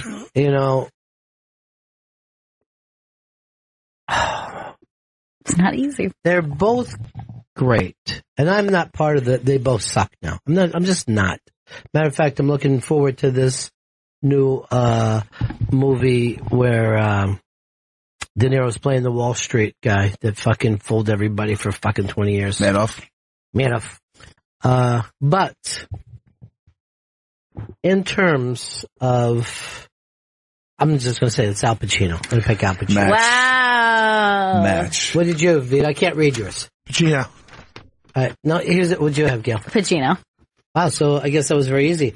We came back with the production, but you guys haven't invented the paddles like they have on Ellen? I ordered paddles. They're coming. Ew. Coming on your face. The Bennington barometer. If a guy... It's the Bennington Barometer. It gives me a headache. If a guy was coming on your face, right?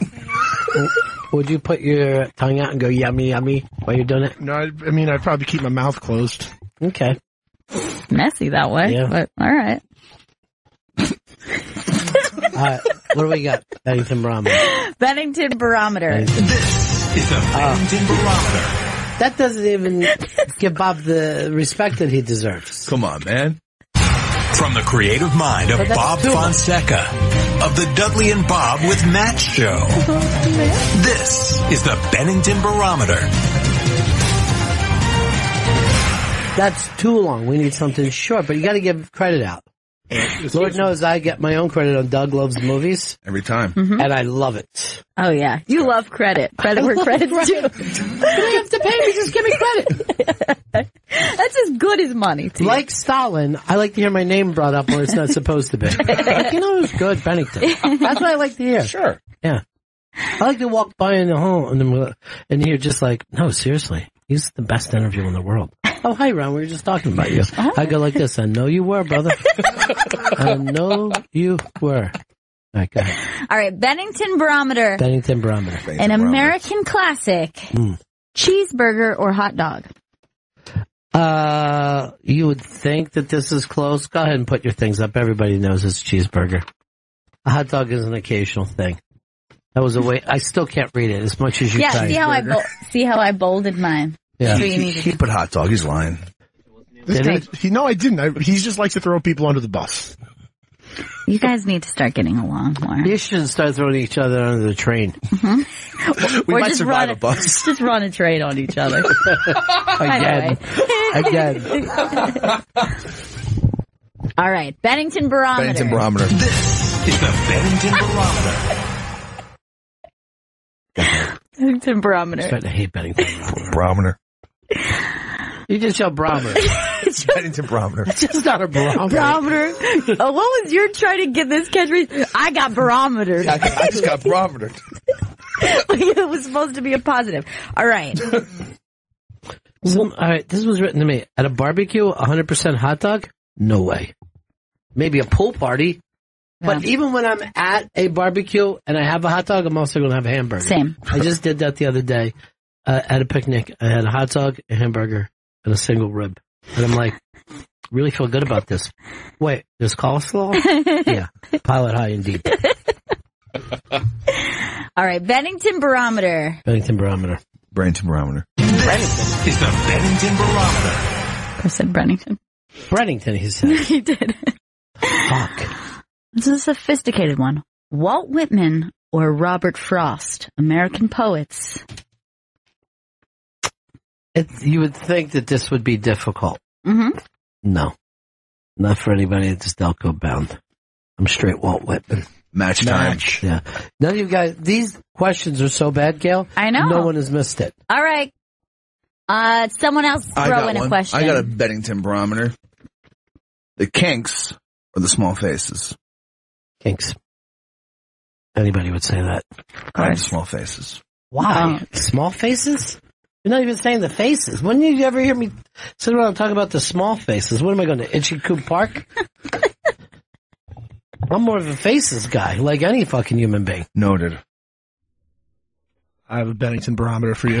Why do you make it seem so bad? Bennington Barometer. Bennington Barometer. This is the Bennington Barometer. John Irving or Jack Kerouac? First of all, those two wouldn't even normally go together. Yeah, that one doesn't make as much sense as that. Nothing will ever affect me as much. I mean, overall, I'm sure John Irving is a better writer. But, you know, every young guy has the on the road moment. There's the big boss. Match time. John Irving. God damn it. Oh. Vito knows me. Oh, yeah. You know why, right, Vito? The interview? Yes. If I meet someone and spend an hour with them, I'm their biggest fan. But those two names, there's so many other names that you could have put together that would have made more sense. I was just trying to think of two that would not only maybe be hard for you to choose between, but would be hard for everybody to guess the answer to. Yeah, that's the whole fucking point. You act like you have invented Bennington Barometer. You did it. It's not from your creative mind. From the creative mind of Bob Fonseca of the Dudley and Bob with Matt Show. This is the Bennington Barometer. Let me just say this about your three disappointments. You haven't put the thought of this that Bob did. You know what I mean? Bob had me, quite frankly, over a barrel a couple of times. I almost ran out of the room crying. It was too much for me. But you guys are like this. Heroin or coke? I did Pacino De Niro, and you were tortured over it. You know what? You're right. I'm not going to lie about that. Yet all three of you knew that I was going to take Pacino. True. I knew because of young Pacino. And young De Niro was also fucking good. Yeah. All right. Bennington Barometer. Okay. This is the Bennington Barometer. I'm starting to hate this game. Bennington Barometer. SCTV or SNL? Well, one lasted 40 years. The other just, 4 or 5 years. Everybody got their vote? I got my vote. Mm-hmm. SCTV. God. Yeah! Yes! I got knew barometered. it. Who's the idiot who took SNL? I did. It was I, Ron. Why? It was I. What don't you know about? I took from the comment, it's been on for 40 years. I took, you know what? Yeah, that's almost like a bad thing. Yeah. I took it as a positive. I fucked up. I'm going to say right now, if you would have said the first cast of SNL, then you would have had a toss-up. Yeah. Then I would have been like, oh my God, what do I do? What do I do? Jesus Christ, should I run out of this room crying? Would it change your vote? Yes, it would have. You would have gone first cast Yeah. versus SCTV. Mm-hmm. First cast of SNL wins. I just feel like SNL's, they've had some bad years and it takes away from the perfectness. I mean, it's not like Small Faces. No, for next time. What are you going to do with next time? Just say the faces, the same thing? The faces are the small faces. No, it's not a real barometer. That actually could have worked. That would have been interesting. It seems like you're finally getting the hang of this, Chris. Let's just go to Vito since Chris doesn't know what he's doing. And then tell Jen I want her to have one ready. This is a Bennington Barometer. This is the Bennington Barometer. Jim Thorpe or Pete Rose? These don't go together. You could have taken people from the... Look, you just wiped this. Getting that pop sweat, son. Bennington Barometer's going to What did you do? Just send somebody to the wrong elevator floor again? That's why you're only there a week. You hit the basement, no matter who got in the elevator. This one, everybody knows the answer to. Am I correct? Yes. Showboat and Pete. Showboat and Pete. Okay. You're not gonna match that. Don't call me retardo, son. I know what that means. The Desert Inn has heart. The Desert Inn has heart. What if you were like this? The hotel with a heart, okay? And you give us back our money. You saw what we were trying to do? We had a nest egg. The nest egg was above us. Oh, my God. Hey, look, you're a nice man. Good. But we don't give money back here. And then the thing where you just said Wayne Norton. What the hell is that supposed to mean? If Wayne Norton's a friend of mine. Is Jen going to try this? Coming over right now. Here comes Jen. Bring it, Jen. Okay. Animal videos or baby videos? Oh, neither. Barometer. Neither. Bennington Barometer. All right. I have my pick. Is everybody ready? Yeah, I'm ready. Baby videos. Damn it. Got it. No match. All right. Chris, you don't know me at all. Vito knows me best. Yeah, I think Vito's undefeated. Yeah. This makes me If sick. Vito had a vagina, I'd have to marry him and then lick his vagina. Yeah. Yeah, you would, boss. What's happening between these two? Creepy. What's up, Jay? What's up, buddy? Hey, man. First of all, Vitos are horrible. Yeah, they are. It's like chicken nuggets or masking tape. They don't even go that doesn't together. make sense. Nuggets for me. Yeah. Well, say that when you have to fucking fix something. You're whipping chicken nuggets all over it. That should be fine. I put some chicken nuggets on it. That's all I got. Look, I made the choice. All right, I got a Bennington Barometer that actually makes sense. This is the Bennington Barometer. Peter Gabriel or Phil Collins? Peter Gabriel, not even fucking close. What? I thought you were going to pick the wrong one.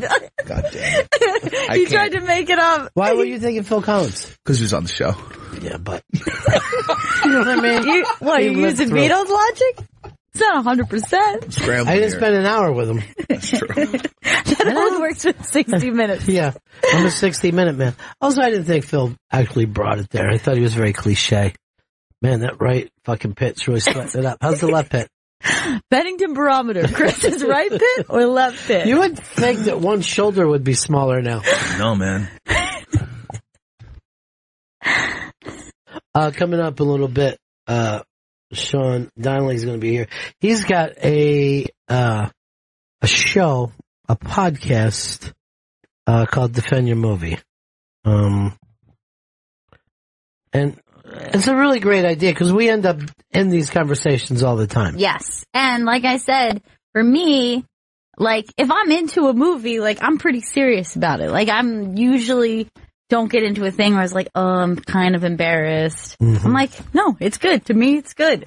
I'm very excited to talk to him about the show.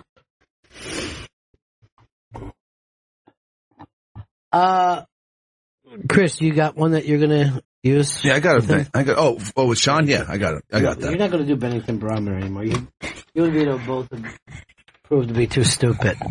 But yeah, I have a film. I have a film that everyone hates that I will defend. I know what yours is going to be because it's come up on the show enough. And you know what? I tried to watch it once and couldn't stay with it. I understand. Is it Snowpiercer? Snowpiercer sucks dicks. I thought that was the one that you loved. You always say such nice things about it. It was garbage. I actually want to see it because I feel like I've disagreed with you so strongly on some... On all things. On everything, really, all your life choices. Look what Holly wrote for a Bennington Barometer. Little Debbie or Tasty Cake. You gotta be kidding me. This is not... nobody would even bring this up. This is straight Tasty Cake. Yeah. Match. You can't add that to your points. I'm gonna take it, man. What's with your man thing right now? I just call both of you, man. Seriously, what are you, a fucking jazz trombonist? Why don't I get, like, your Tinder dates? Lady? Hey, lady. Chris, do you have a Tinder date lined up? I have a date tonight in Brooklyn. BK.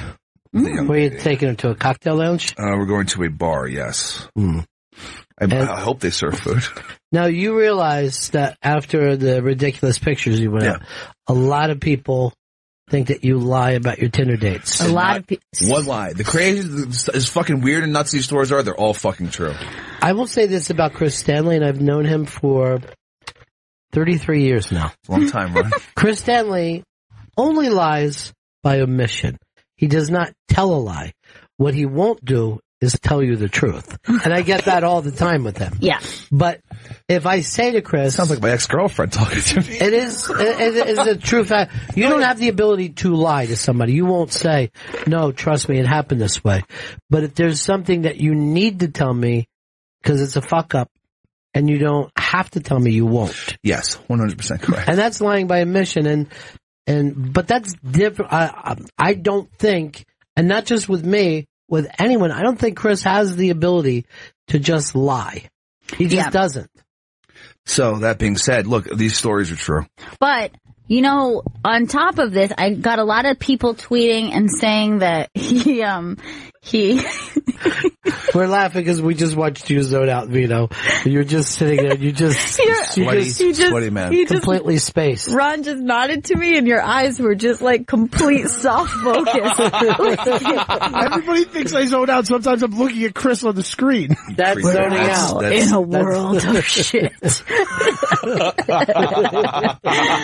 yeah, everyone is tweeting me saying that they think it's false. Yeah. That you're lying about these things. But there are also people who believe you. You're giving New York City women a bad name. Because people, how disgusting are the women in New York City that they'd go home with this big Chris Can I tell you something? Well, now I feel that insulted. guy can get blown around here?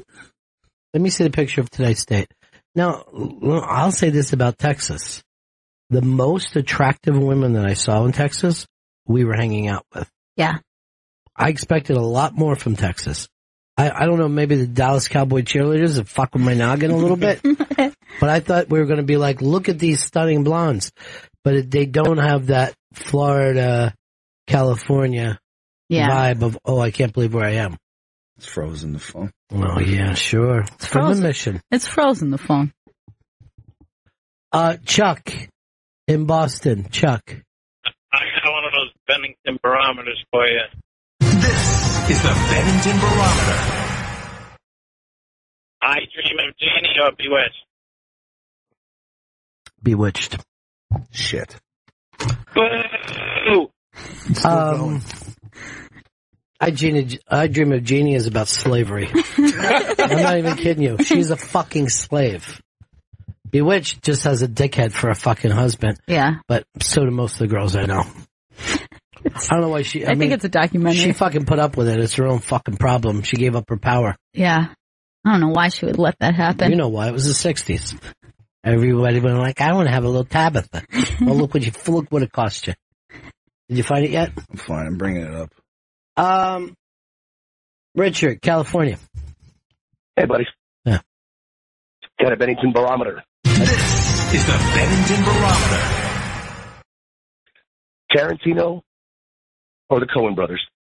First of all, you've done something better than my entire staff has done. So for that, you will be going to the Pretty Good Prize Closet. And awesome. I'll applaud you even though I was insulted. And Vito, I want you to start looking right now for a great prize for him to announce it before we let go of him. Coen Brothers, most consistently entertaining people that have ever lived on the earth. Throw in the middle.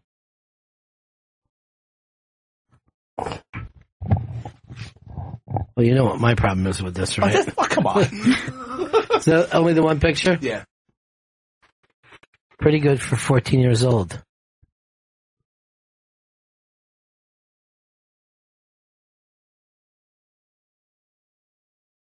You know what my problem is, Gail. Coen Brothers, most consistently entertaining people who've ever lived.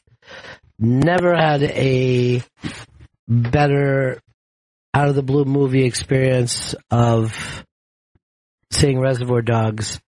And then, when I went back to seeing Pulp Fiction, have it be not even just as good, but perhaps even better.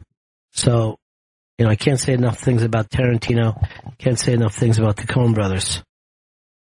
I might have to just rip off the Band-Aid here and simply say Coen Brothers.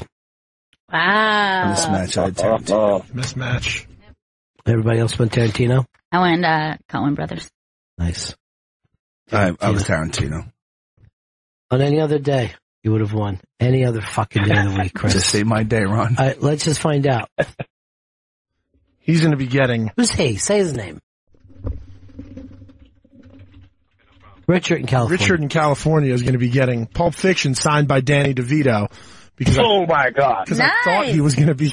I thought the answer was going to be Tarantino. Oh, that's awesome. Oh, Danny DeVito was the producer of Yeah, that, I right? had him sign it. Yeah. I love it. Thank you, guys. Congratulations, my friend. That's awesome. I was seeing a thing on Danny DeVito, and he still can't go anywhere without being mobbed by people. That's how beloved he is. And that's a rare thing these days. You know what I mean? Particularly for a guy who's been around as long as him. Yeah, and it kind of had that resurgence of his career too. Like he was that loved and that consistent years ago, and then has a whole new type of fan base now. I think it's awesome. Is he still on Broadway? I don't think he is still on Broadway. No. Jeremiah, North Carolina. Yeah, I got a Bennington barometer. This is the Bennington Barometer. Bob Odenkirk or David Cross? Love them both. Whoa, that's difficult. Love them both. As you know, Better Call Saul, my favorite TV show in the history of the planet Earth, at least for today. And it isn't just for Bob Odenkirk. Although I will say this, I've never seen him make a bad move on that show. There's never any fucking time that I don't believe him. And I hate his brother Chuck right now. Fucking despise that prick. He's the worst for the last 2 seasons. David Cross, great actor, great comedian, unmasked person. Bob Odenkirk. Mismatch. Match. I didn't get into the fact that Bob Odenkirk wrote the Down by the fucking Van Down by the River fucking bit. Mm-hmm. Matt Foley. Thanks for saying Matt Foley. Craig and Madison. Craig, what's up? Hey, how's it going? Hey. I have a Bennington barometer. Yeah. This is the Bennington Barometer. Bruce Jenner or Caitlyn Jenner? Bruce. Mismatch. And that's Bruce only in 1976, not a day after. Not a day after. Not like Keeping Up with the Kardashians. No, I mean, not even when he was doing fucking infomercials for whatever the hell he was doing back in the 80s. Just the whole thing. Karen, Maine. Hi. Yeah. Levon Helm or Mick Jagger? Mick Jagger. You're at Matt again? I can't get it. Well, here's the deal. The band had 3 great singers. Mick is out there on his own. Mick's probably the biggest rock star of all time. Elvis, stop screaming for me from hell. I know what I'm talking about. My God, I didn't know Elvis was in hell. All right, one more, and then we're going to take well, I guess we don't have to take a break. Look at Bennington Barometers. I know. Our phones. Blowing it up. Play the big thing so you can finally give respect. Finally, dude. From the creative mind of Bob Fonseca of the Dudley and Bob with Matt Show. This is the Bennington Barometer. Mark, go ahead, buddy. Ron, how about Steely Dan or the Allman Brothers? Well, I'm hung up on dreams. Let's see. I'm going to go for the... I'm going to say Steely Dan. Yes. Oh, mismatch. Got it. Got it. I can't. I thought I knew you. You don't... First of all, not only do you not know me, but what you do know, you don't even like. True. Meatface, what do you got?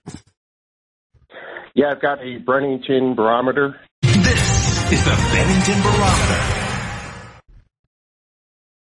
Chichester or Boothwyn? Well, as you know, Boothwyn is part of Chichester, so, and I'm talking about Upper Chichester. If you want to do a complete Chichester School District, we can go through that. Trainer, Linwood, Marcus Hook, Twin Oaks Village, Twin Oaks Farms, Boothwyn, and Ogden. Twin Oaks, as you know, is at the fucking top of everything. When you're a fucking TO boy, your life is set from that point on. And you fucking answer the call when it's brought to you. What is this call? Whatever needed. So Twin Oaks is at the fucking top. Then Linwood and Boothwyn. I mean, I'm gonna fucking... What are you fucking playing there? I know Ogden's going at the fucking very bottom. Yeah, below Trainer, below Hook. Ogden's just fucking straight weird.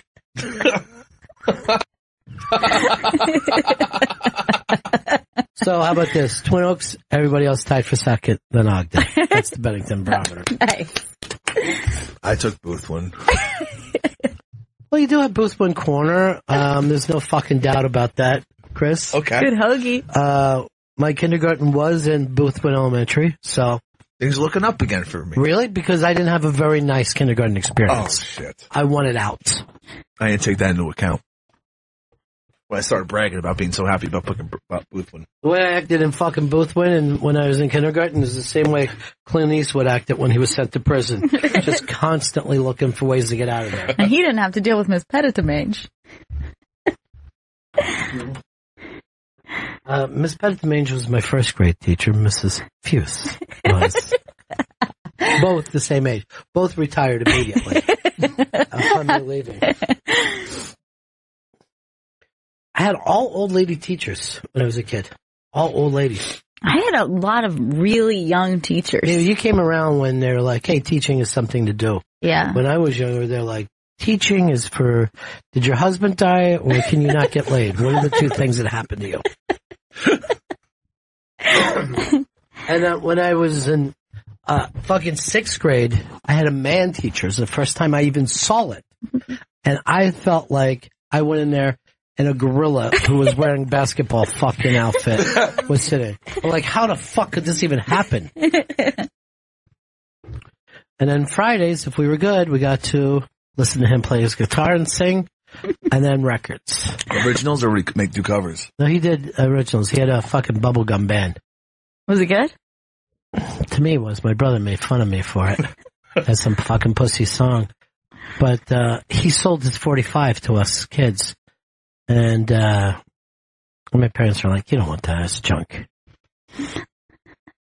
Junk. But I remember he sang the song, and I remember thinking, well, this is kind of pussy, isn't it? Well, whatever. He does have a VW van with flowers all over it. And he has a goatee. Bennington Barometer. This is the Bennington Barometer. Kurt, Austin, how you doing, buddy? I'm doing great. How are you? Cool, pal. Tombstone or Wyatt Earp? Well, let's be honest. Even Chris Stanley is going to get this one correct. Every human being knows that Tombstone is a better film. 100%. You're lying now. You're lying. You're lying. You know how much we all love Tombstone. Have you been lying this whole time? No, I have not. I swear. Or lying from omission? How could I lie from omission? There's only 2 answers. Now, are you and that girl when you go out? Yeah. Is she going to bring the BBC, or is that up to you to get for her? BBC 1, BBC 2, BBC 3. As far as I know, it will only be the 2 of us. Okay. You fucking call it then. But it's the night will be young, you know. John, South Carolina. Good afternoon, Benningtons. My barometer is John Glenn or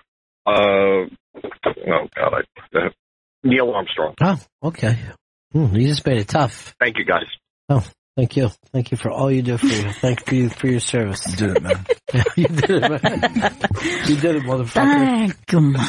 So the first man to land on the moon, or the first American to round this planet of ours? Heroes, just for one day. I guess what I'm saying is I wish I could swim like the dolphin can swim. Are you doing this for it? Porpoising. It's weird. But this is easier than you may think. Oh. I am taking Mr. John Glenn. Yeah. Now, why would you have Neil Armstrong? First man on the moon. First man on the moon, then how did he act afterwards? Like a fucking asshole. He didn't enjoy himself. He was kind of like a dork compared to Glenn. John Glenn, who, cool guy. Well, he was a clean Marine. He stayed with a stuttering girl from his own fucking neighborhood and actually fixed her stutter. But also, you may have forgotten this. I met John Glenn and introduced John Glenn to Fez's dad and said to Fez's dad, shake the hand that shook the world. And, I said it was a funny bit from John L. Sullivan movie, the Errol Flynn part. But then Fez's dad repeated it. And that's when Ron said to me, shake the hand that shook the world. But I always remember this. His dad almost passed out. He was so fucking excited to meet John Glenn. That is so sweet. It's crazy. It really is a stunning thing. No, let me tell you something. In that same place, Neil Armstrong could have came in, shit in his hands and rubbed it on the fucking windows, and we wouldn't have known him because he had been hiding for years. Yeah. He did not like being famous. But so guess what? Then don't be the first man on the moon. Let Buzz do it. Buzz loves being fucking famous. I know. If it was up to me, Buzz Aldrin would have been the first man. Agreed. By the way, you would have had a tougher time if you would have said Buzz or John Glenn. That does make it tricky. I don't know. I might lean towards Buzz. Yeah, I have no problem with that. Yeah. That's an easy Buzz. That's second stage Bennington Barometer. We're going to go to break. Go ahead and play the thing. By the way, this will be the last time because this production stinks. It's less than, okay? The drawing let us all down. I'm going back to the drawing board like we talked about. Go back, you know literal. What? Go back to the drawing board and slit your own throat. That would be the best thing I can tell you. And then I'll get a call from Don. Your producer cut his throat next to the drawing board. And I'm like, what's that got to do with me? Well, you told him to do it on the air. I'm just worried that, Somehow this is going to get back to you. That's a coincidence, dude, if anything. From the creative mind of Bob Fonseca of the Dudley and Bob with Matt Show. This is the Bennington Barometer. We're right back, Bennington. Joyzy. Welcome back to Bennington. Sean Donnelly's in studio. Sean's podcast, Defend Your Movie, is available now on iTunes, and Sean hosts the monthly show Celebrate with comedian Brendan Ayer on Raw Dog. This month, they'll be celebrating the topic of video games, and on Twitter, it's at @ShawneyTime. You celebrate. You're a positive guy. That's what I try to do. Yeah. I feel like there's so much negativity right now. Mm-hmm. Why not try to with YouTube comment trolls and everything else going on, and some people with the presidency and all that kind of stuff. It's like, why not celebrate something for once? Well, Defend Your Movie is something that I feel like has happened, that I've ended up at every car trip. Yes. In this kind of argument of somebody going, no, you're nuts. It's just easy to say this movie blows. It's better than you think. Chris Stanley, I'm going to let you start this off and see if you can defend your movie. Okay. Because you have, I guess you would call it a taste for shit, but I don't know. It's a different, but you could literally eat shit if you had to. Yeah. Delicious shit. Are you one of those guys who loves every movie? Is that you? Mm-hmm. I don't think you are. Thank you. And the movie I'm going to defend is a movie I know no one likes. Okay. I already know where you're going with this but this is also what happens to you when you see a movie when you're a kid. Yes. And it blows you away. It's hard to turn on that. It's very hard to do that. So this is a film shown to me by my dad. It's from 1984's Dune. Yeah. The David Lynch film that David Lynch actually didn't want any part of after he actually made it. Well, did they do something? Did they take They didn't give him final cut. Yeah, that's always a bad sign. So in the end, he's like, can you guys just take my name off of it and put a fake name on this? Which they didn't. So it is still a David Lynch film. Dune is it's not a cult hit. I think it's a cult hit, but even some nerds are like, no, we don't like it. Yeah. I know, that's what you know. I've tried to watch it. I didn't understand where they were going because I never read the book. The dialogue is really clunky. And the CGI is terrible. Some of it's terrible. Some of it still stands up. Like the sandworm scenes stand up because it's practical effects as opposed to 1984 CGI, which didn't really exist. Oh, they actually used puppets? Did they really? Yeah, well, I remember claymation and stuff yeah, too. Claymation, and actual puppets. Isn't it also kind of a Star Wars ripoff a little bit? Is that what they were going for or no? No, they weren't. Because the guy Frank Herbert wrote this book way before Star Wars ever came out. Oh, right. So Star Wars is a Dune ripoff. Pretty much, yeah. Really? Paul Atreides. Because they both have a sandworm. They both have... Yeah, that's weird. Yeah. But I think the film came out way too soon. If it came out today, even the same movie with the same script, it would do much better. People say it's too dense and too hard to follow. When a director doesn't like his work and distance himself, there could not be a worse sign. He Alan Smithied it, right? Yeah. Dune is 100 times better than Mulholland Drive. I'll fucking put it above that. Right, now this is why you can't even be respected. See, I'm also, are you a David Lynch guy, usually? I'm not. And I am. You are, I think Blue Velvet is unbelievable. Blue Velvet is crazy, and even Twin Peaks, the only thing I'll give him is Twin Peaks, the show I liked a lot, but there's one story that makes me not like David Lynch. One time they were interviewing him about Mulholland Drive, they asked him about it, and they go, what were you thinking during this scene where something happened? They described a scene, and he started to describe, he goes, well, in that scene we were, you know what, I don't know, we were just thinking about whatever. And I'm like, screw you, you can't do that as a director. Well, he doesn't direct or live his life from an intellectual point of view. He meditates and he finds these images that come to him through his meditation.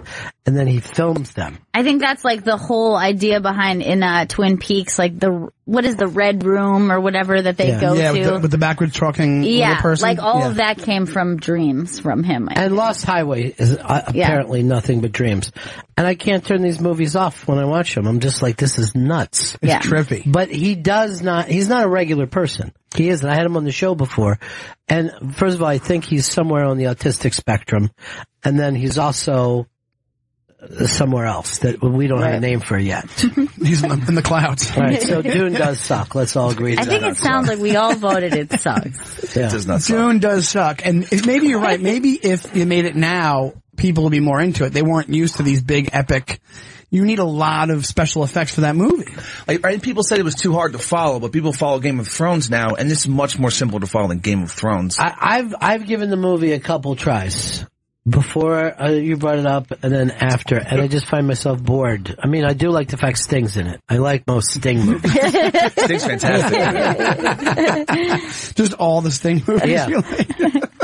My favorite Sting movie is Quadrophenia, where he doesn't say a word, but everybody in the movie is looking at him all the time. Yeah, that's because I haven't seen it, but you were telling me that I have to see it, but he never says anything. He's just like a hot, mysterious guy. Yeah. He barely talks in Dune, too. Like, he might have like one word that he says. I've never seen Quadrophenia, but it sounds like a tantric sex type of movie. The great thing about Sting in that is, even wearing pants, you could see a real woman's butt. And I'm just like, and this movie came out long before you were like, hey, that's a nice ass for men. You know, you couldn't say it back then. But I remember thinking to myself, like if I didn't know. If you were walking on the street behind Sting, you'd be like, that's a nice looking woman with a short haircut. Yes, you would fall for it. All right, so I think, Chris, you did not defend your movie properly. You didn't give us the reasons why it would work. It works because it was ahead of its time. I'm telling you, if it came out today. It's just not true. We can see it today. People could, it's on film. And it doesn't catch up. I think not enough people have seen it. I think it got killed when it first came out. That doesn't matter. Now we're 30 years later. There's an entire generation that can watch that film with a fresh eye and enjoy it. And they haven't.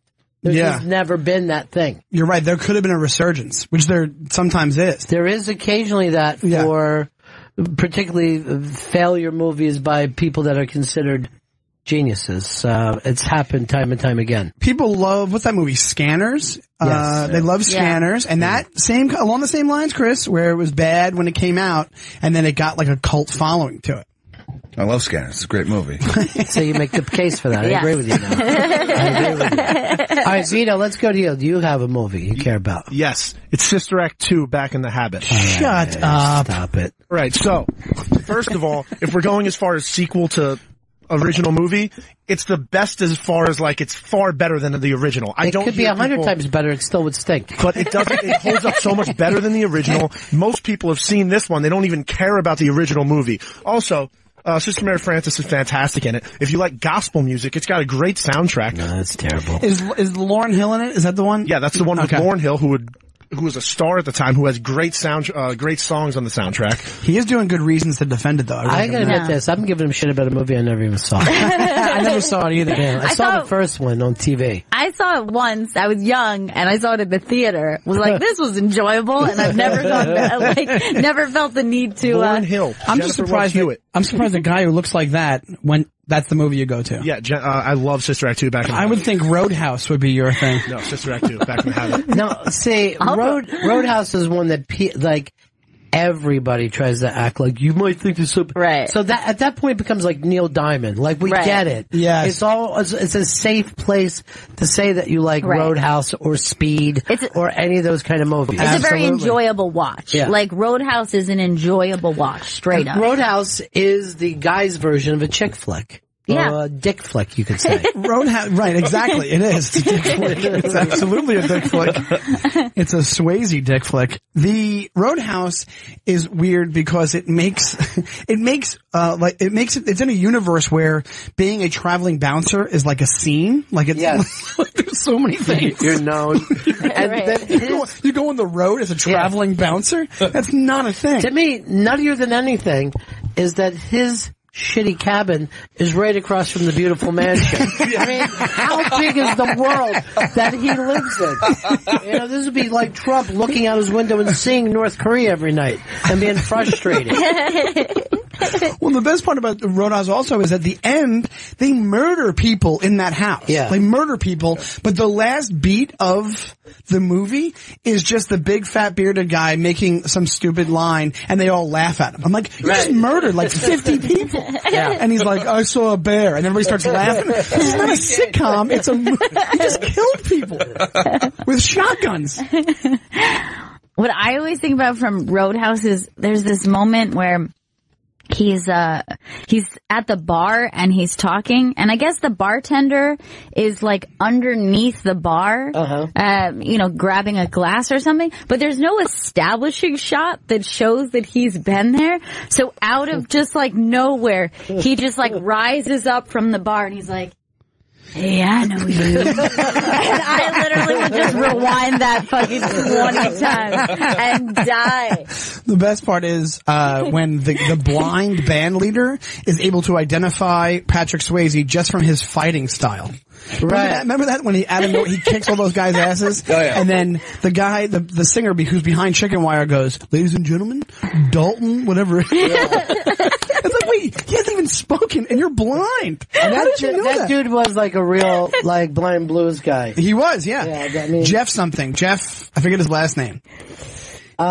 It's such a weird, one of the best lines in Roadhouse is when Ben Gazzara is talking about what he did for the town. He goes, J.C. Penney was not here until I got to this town. J.C. Penney! That's just bragging. Kelly Lynch in that movie, I brought this up before, but the entire Murray family, Bill Murray and his brothers, will call Kelly's husband, Mitch Glazer, to say, I'm watching Patrick Swayze fucking your wife right now. And they do it, all 5 of them or 6 of them do it from wherever they see it in the world. They call him every single time. That's amazing. Yeah. Oh my God. Roadhouse is one of those classics. You can defend it because it's so bad it's good, but it's technically bad. It's like such a fun watch. You could say that about any Patrick Swayze movie. You could. Yeah. Every single one of them is like, can you believe this got made? And why does this guy, no matter what he's doing, he walks like a dancer. Yeah, no matter he does. where he does. He has ballet body. Yeah, he's about to do ballet. Yeah, he doesn't so look light on his feet. Yeah, but never looks like he'd actually be in a fight. Yeah. No. Yeah.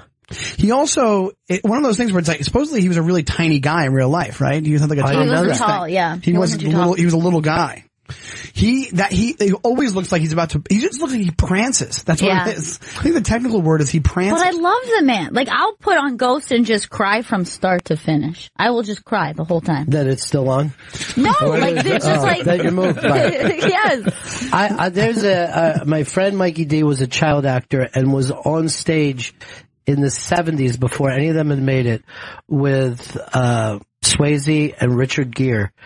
And it's the gayest picture you've ever seen in your life. They're both wearing like headbands and they've got these t-shirts that just cover their nipples, like the straps. It's like the Chippendale sketch. Yeah, and no one was catching on during that entire time. You know what I mean? Nobody through the 80s.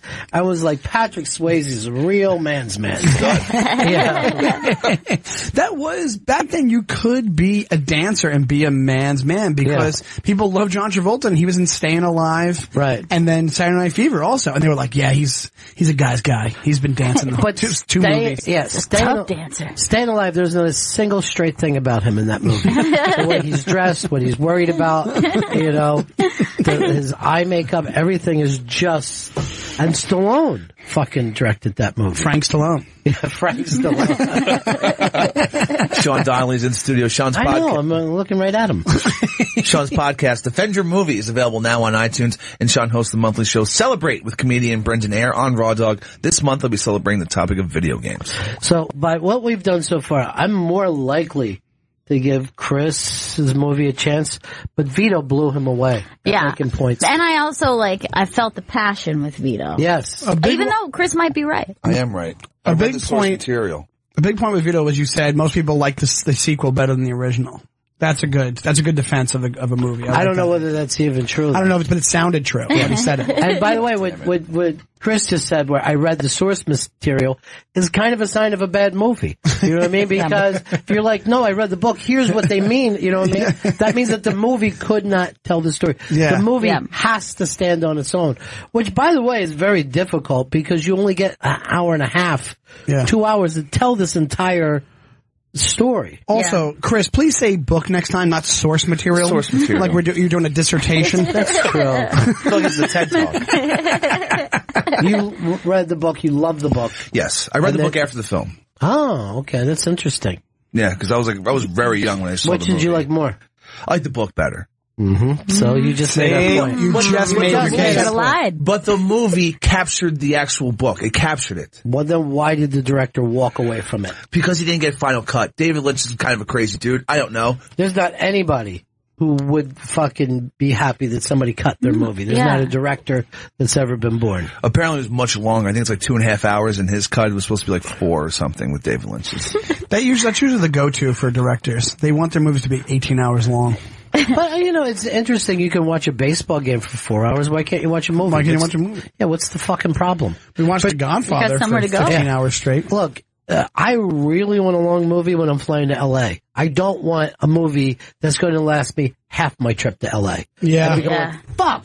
I watched the whole movie. I'm stuck up here. I want to be like landing. Because the credits are coming up. It's perfect. Yeah.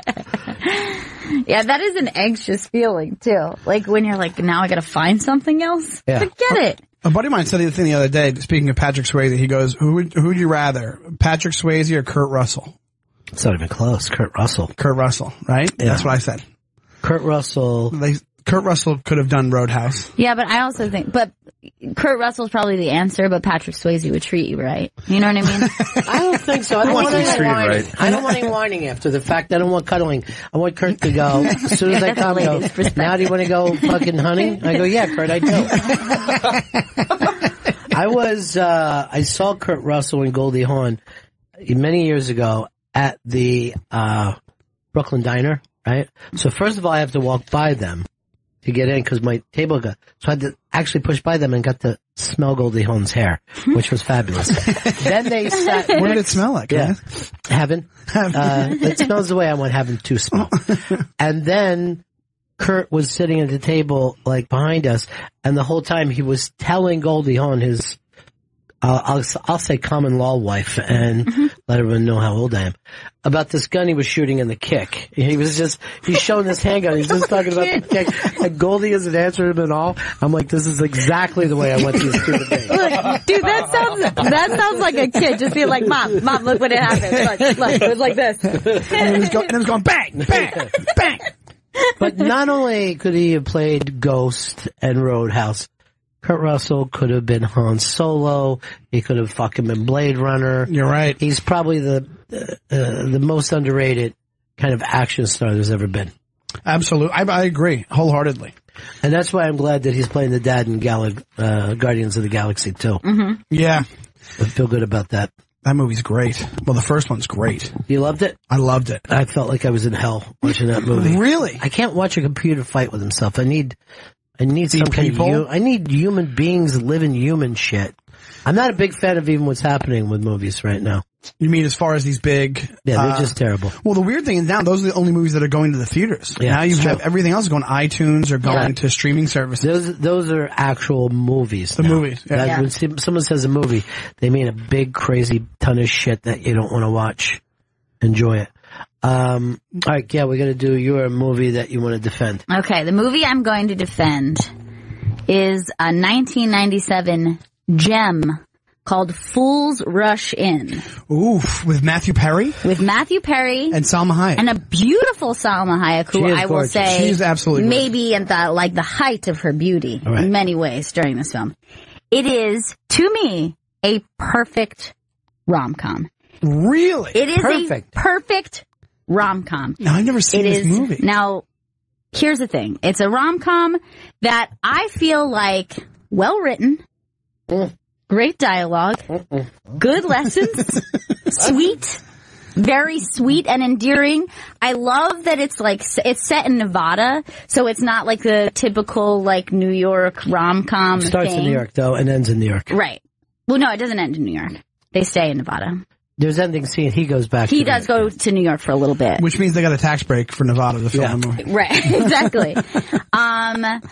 I think, honestly, it's highly underrated. And I think it like goes into this thing of like people might think it's a guilty pleasure, but to me it is just a straight up pleasure. It's just a fucking solid rom-com. And I would say this is at the point of Matthew Perry's career where like he was very sharp. I mean, like, I know that like people kind of maybe look back on Friends and like whatever, but like his timing back then was he was very sharp. He was at his prime in Friends, right? Yes. This is before the pills or whatever it was. Pre-pills. That he went to rehab for. Exactly. And what are the lessons that you said that he teaches you? Well, I mean, the big thing that he says to her is you're everything I never knew I always wanted. Okay, don't look at love. Like, do you think that you know what you want from love?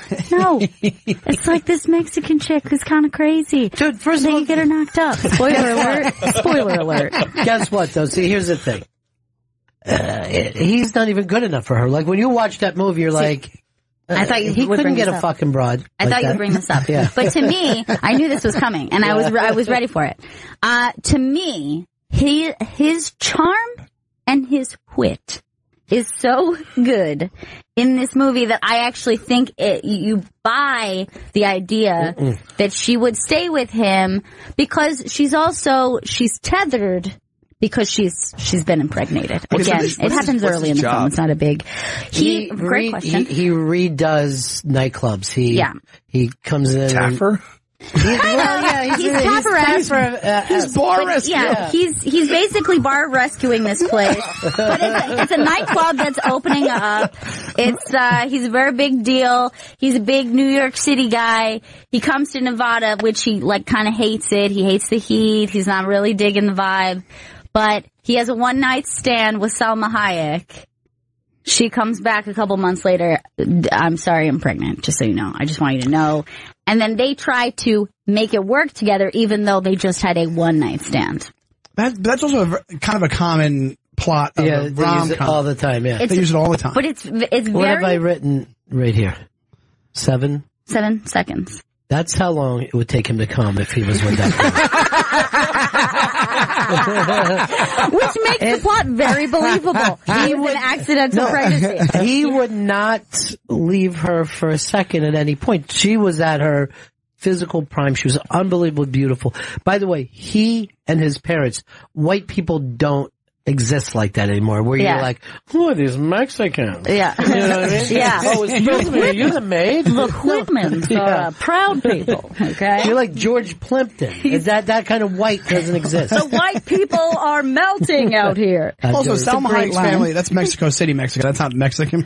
Yeah. Yeah, well, like, that's kind of the thing. It's like her family, for the most part, lives in Nevada, but then she does go back to Mexico to see her grandmother, who's going to give her some wise words. Things were way more racist in 97. Oh yeah, she also, by the way, with a light racism, she moves in and then like flips his house like seemingly overnight, like paints it all orange and blue, right? And there's like sugar skulls everywhere. Is she a Mets fan?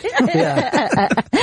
Is there a scene where she gets mistaken for the nanny or something? 100%. When his mother comes in, she was just like, "Oh, you have a cleaning lady." Oh, very insulting. And you're defending this? It's a great movie. It's a fucking great movie. It's a racist film. And I'm not kidding. I saw, like, I was walking down the street and saw, like, you know, when people, like, put out DVDs that they don't want anymore. And I saw Fools Rush In. I was like, fucking gold mine. I was so excited. I run back and I say to my boyfriend, this is awesome. I just found Fools Rush In. And he's like, you already own it. Yeah. You already own it. I was like, oh, you're right. And by the way, before you're trash picking, you can get them for $1.50 off the internet. It'd be great if it was just 50 copies of Fools Rush In. So I have 2 copies. If anyone needs to borrow one. I don't. No way. No, thank you. Sean Donnelly's in studio. Sean's podcast, Defend Your Movie. It's available now on iTunes, and Sean hosts the monthly show Celebrate with comedian Brendan Ayer on Raw Dog. This month they're celebrating the topic of video games, and on Twitter it's @ShawneyTime. All right, I'm going to do mine now. And I know that, as you know, I really am no fan of comic book movies, so you would think I would pick a snobby little indie. an indie movie, probably Iranian, and try to defend what you guys watch. I'm going to defend a comic book movie. One that is pretty much hated, and I think it's the way that the genre should be done, and it's a little film called Green Hornet, starring Seth Rogen, and I think it's fucking funny. I think it's weird. I think it goes back to that 1960s kind of Batman film and and I don't know why everybody hated it so much. So that's a movie that got kind of panned, right? No, it got really panned. Look up the director for me. It's not Ang Lee, is it? It's Gondry, I believe. It's Michelle Gondry. Oh, is it Michelle Gondry? Really? Yeah. And Eternal Sunshine. Yeah. You struggling that long to find the director, Chris? It is, yes. It's Michelle Gondry. Wow. And the lead bad guy is Christoph Waltz, who is fucking hilarious. He's trying to come up with like an evil personality for himself.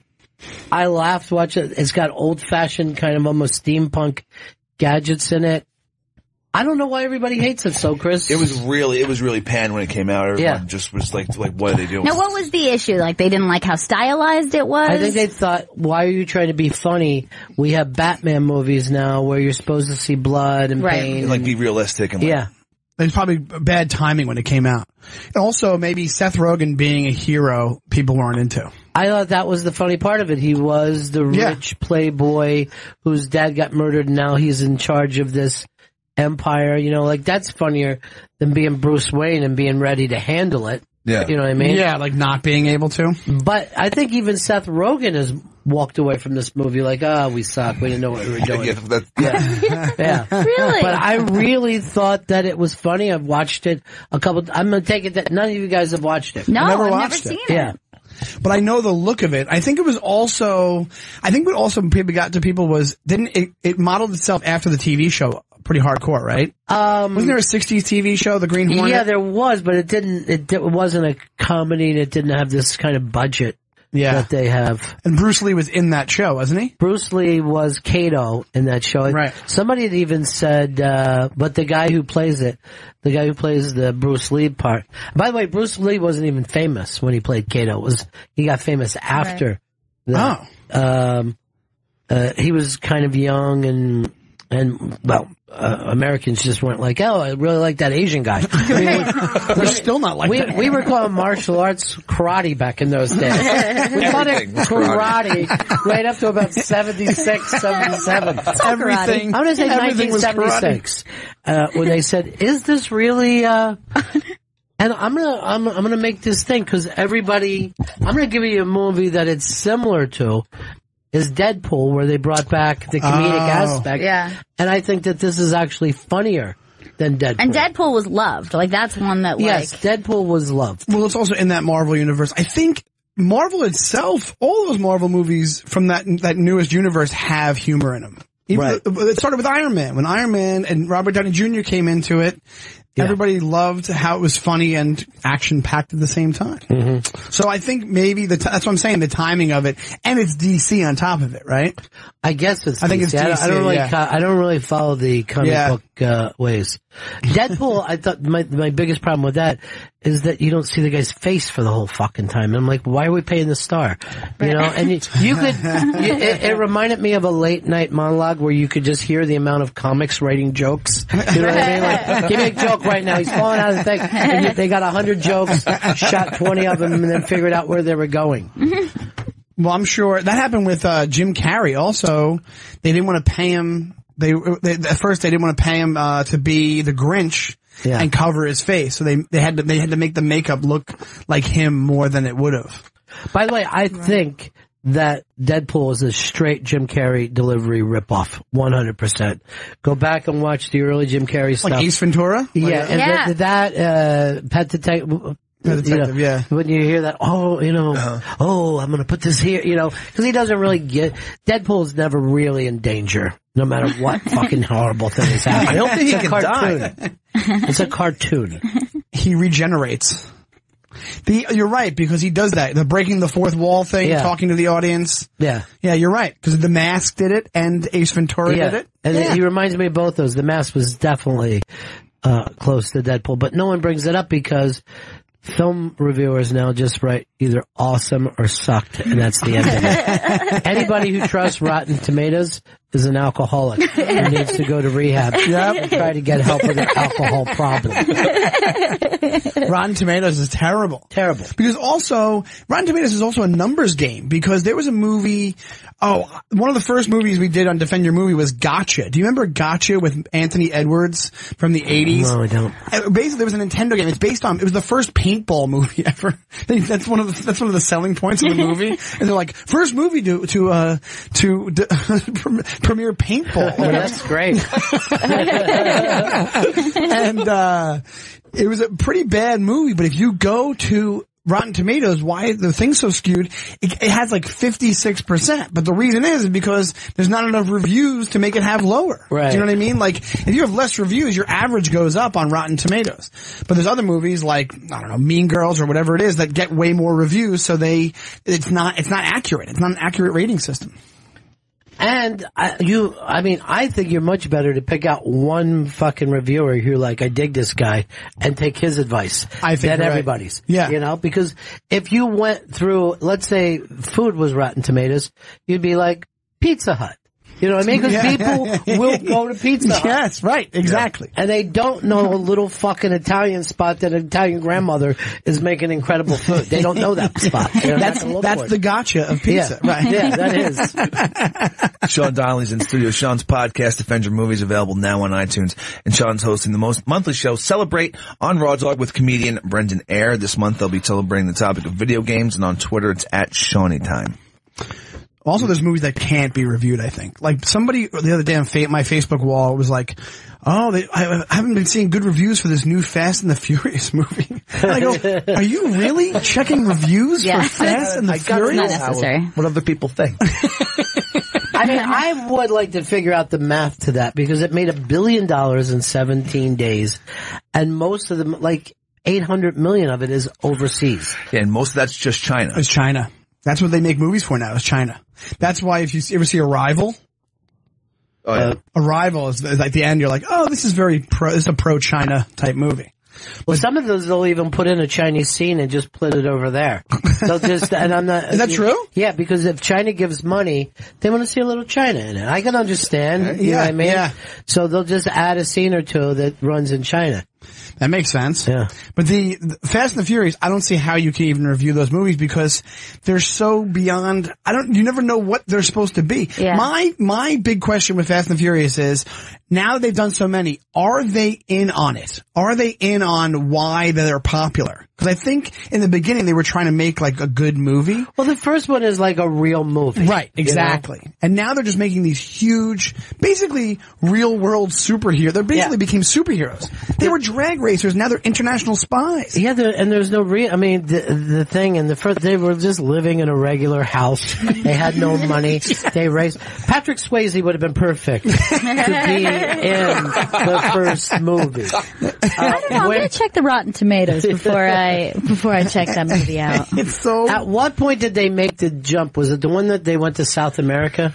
I think that might have been like the fourth one. Because the third one, Tokyo Drift, nobody was in it. No one was in it. And it was just about street racing. It was just like the kid from Sling Blade was the star. It was the last street racing one. I think I've only seen one, and I think we might have went just for to be in the AC. It was like a hot summer day, and I'm almost positive. When did you go? 1962? You don't have air conditioning in your home? I think we went together. Like years ago. No. You're thinking of a movie I took you to, and it was really bad. Gone in 60 Seconds. Oh, okay. I get these mixed up. We did go because we were at my parents' house, and they won't put on the fucking AC. I'm down there with my dad the other day. We put the AC on so we could eat inside, and he was furious. It's like, you're ruining everything. And then he eats fast and goes like this, I've got to get out of this room.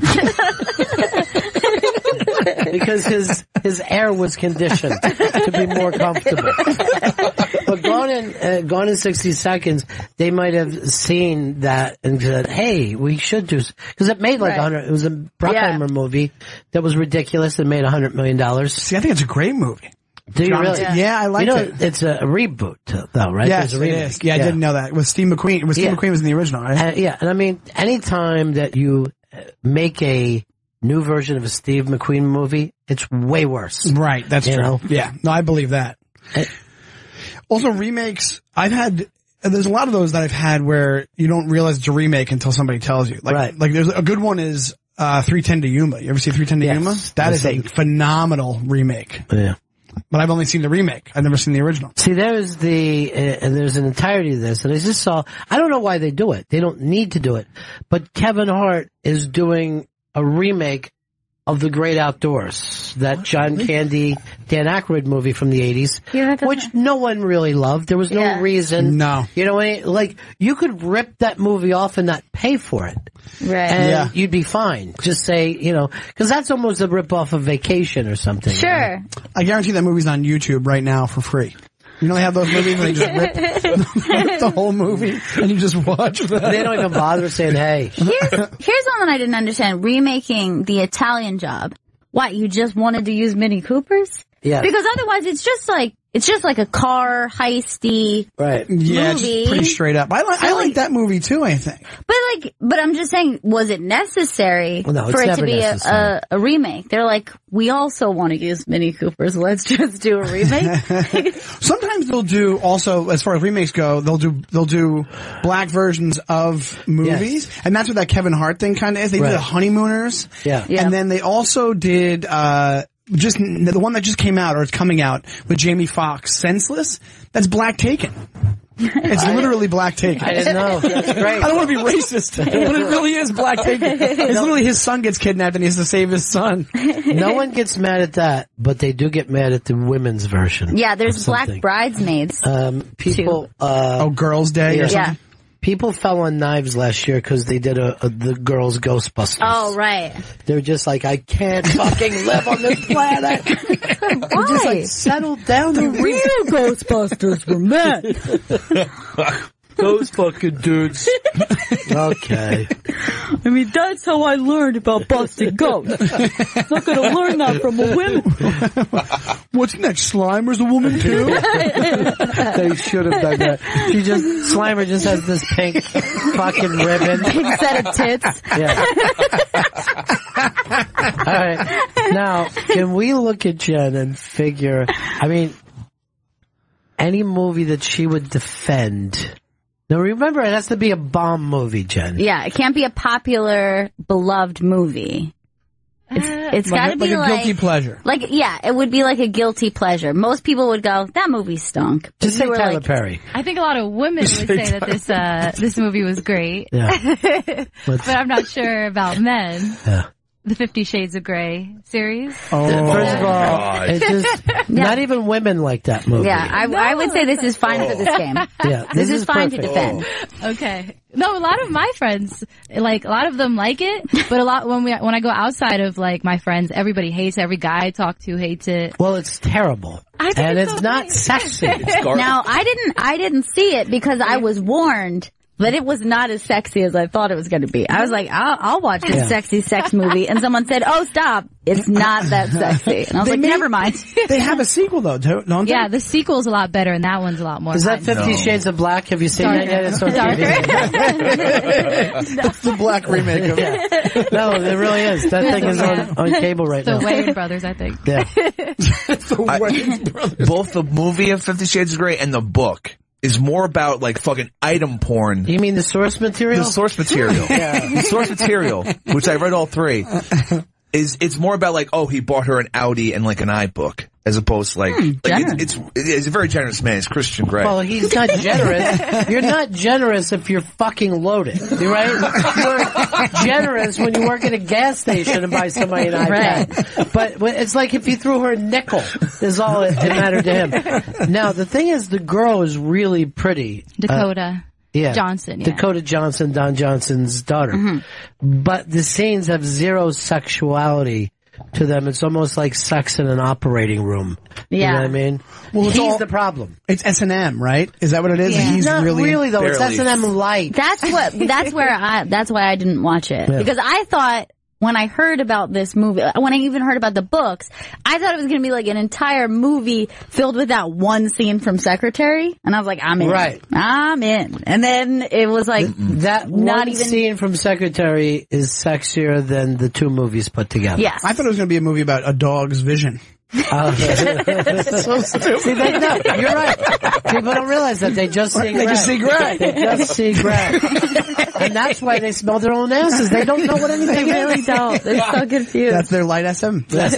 Sean Donnelly's in Stu. The podcast, Defend Your Movie, is available now on iTunes, and he hosts the monthly show Celebrate with comedian Brendan Eyre on Raw Dog. This month they'll be celebrating video games on Twitter at Shoneytime. Now, when you celebrate video games, what decade are you going? Where does it start? We're actually, this is the second part of the show. Like, we did one where we started from when we were kids. So the earliest system that we had for me was ColecoVision. Wow. I'm 38. So for me, ColecoVision, and then I think we had Atari when I was a kid for a short period of time. And the big one we talked about at length was the original Nintendo. Yeah. We just talked about our favorite games from that. And then we just went on from there. We only got to arcade Street Fighter, which was like a big part of my childhood. I don't know if you guys know about it. Oh, yeah. Yeah, and we were talking about that for a while, and then we had to stop because we were out of time. So we're going to keep going from there into like games now, like VR games and stuff like that. The VR games, we're not there yet. Is that right? We're not at the I don't point? think so. Yeah. Not really. I mean, when I was going through my VR phase, I downloaded a couple of them, and they were okay, but nothing like mind-blowing. Mm-hmm. I think out of nowhere they're going to break loose, and it's going to be. Yeah, I agree. I think that we're like right on the edge of... Is there a reason that there hasn't been new hardware in years now, that we're still with Xbox and PlayStation? Because back when you were talking, every 6 months you were like, "Oh, do I get the new thing?" Yes. I mean, it was all about Sega hardware. Well, all about hardware. I wanted to play the new Zelda game, but it's on, like there's a brand new system. Switch or something. And I don't know what the deal with that one is. I never even heard of this. Yeah. Switch is Nintendo's new one where literally it's one thing, but there's a portion of it, you can make it portable. So you can turn it into a handheld, or you can play it on your TV. And it's one piece that you're just going back and forth with. And that's a hefty price for one game. Yeah, I literally want one game. Yeah. But the way I am now, I'm like that too, where I'm like, I get it for one game. Like I got Xbox for like Grand Theft Auto and like 5 when that came out, whatever it was, Grand Theft Auto 4. Or like now, I got when they did Street Fighter 4, it was like how I played when I was 15 years old. It's like this 2-dimensional, like same setup. So I bought that and I played that for 2 months and then I stopped. Like, I used to be obsessed. When you're a kid, you're obsessed. Yeah. And now I play and then I realize I'm an adult and I stop playing. I think it's very interesting, out of everything, that those video games destroyed the arcade, right? Yeah. So no kids have any understanding of how fucking fun and exciting the arcade life. It was like a bar for children. Yes. You know what I mean? Yes. And now that's just completely gone. And I don't blame anybody, because if I would have had that at my house, I would have fucking played. Yeah. Instead of going to arcade. Like the death knell of that was like Street Fighter 2 and Mortal Kombat, because they were in every like bodega in New York City. Yeah. And so there'd be kids crowded around playing it like in every bodega. It was awesome. It was so much fun. I grew up in Long Island, and ours was like at the video store was Street Fighter, and then down the street at the rare coins store was Mortal Kombat. And we used to play. So and it was like, that's what kind of stinks now, because they lose out on the experience of, it's like you're hanging out while you're playing. Yeah, that's what they don't have the experience of hanging out. But what a short-lived thing that was in like the grand scheme of things. It was like arcades popped up. Well, arcades went from pinball. But even back, when it was skee ball in fucking 1910, like it was always that boardwalk life.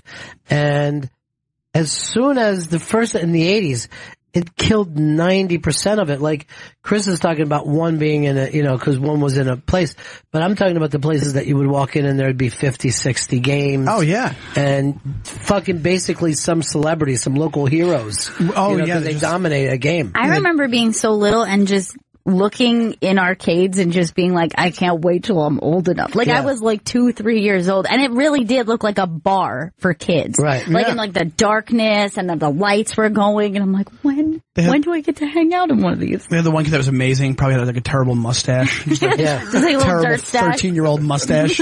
But he's been there all day, just juice stains on his face. It was also interesting because, like, if once you got, like, in your early 20s, you're not able to compete with people who are, like, 12 or 13. Yeah. Oh, no. They were just, you're like, I'm aging out. Yeah. Well, yeah, I have to go to a job. The new version of that is online. I had Call of Duty when I first got Xbox 360, and I tried to play online. I'd get shot immediately from these other kids, and they would just call you every word in the book while they're yelling at you while you're getting beaten. Mostly M-bombs. That seems to be the favorite. I believe it's a lot of homophobic slurs as well. Yes, that's what I was going for, but I didn't want to say it. Yes. And incestual sex with your own mother. And that's a lie. I don't do that. Nor would I if I had the opportunity. Sean Donnelly's in studio. Sean's podcast, Defend Your Movie. It's available now on iTunes, and Sean hosts the monthly show Celebrate with comedian Brendan Eyre on Raw Dog. This month, they'll be celebrating the topic of video games, and on Twitter, @ShawneyTime. Any dates you want to promote before we get out of here today? Anything you're going to be doing? Would be great. This weekend, I am at Side Splitters in Tampa, Florida, Thursday through Sunday. Yeah.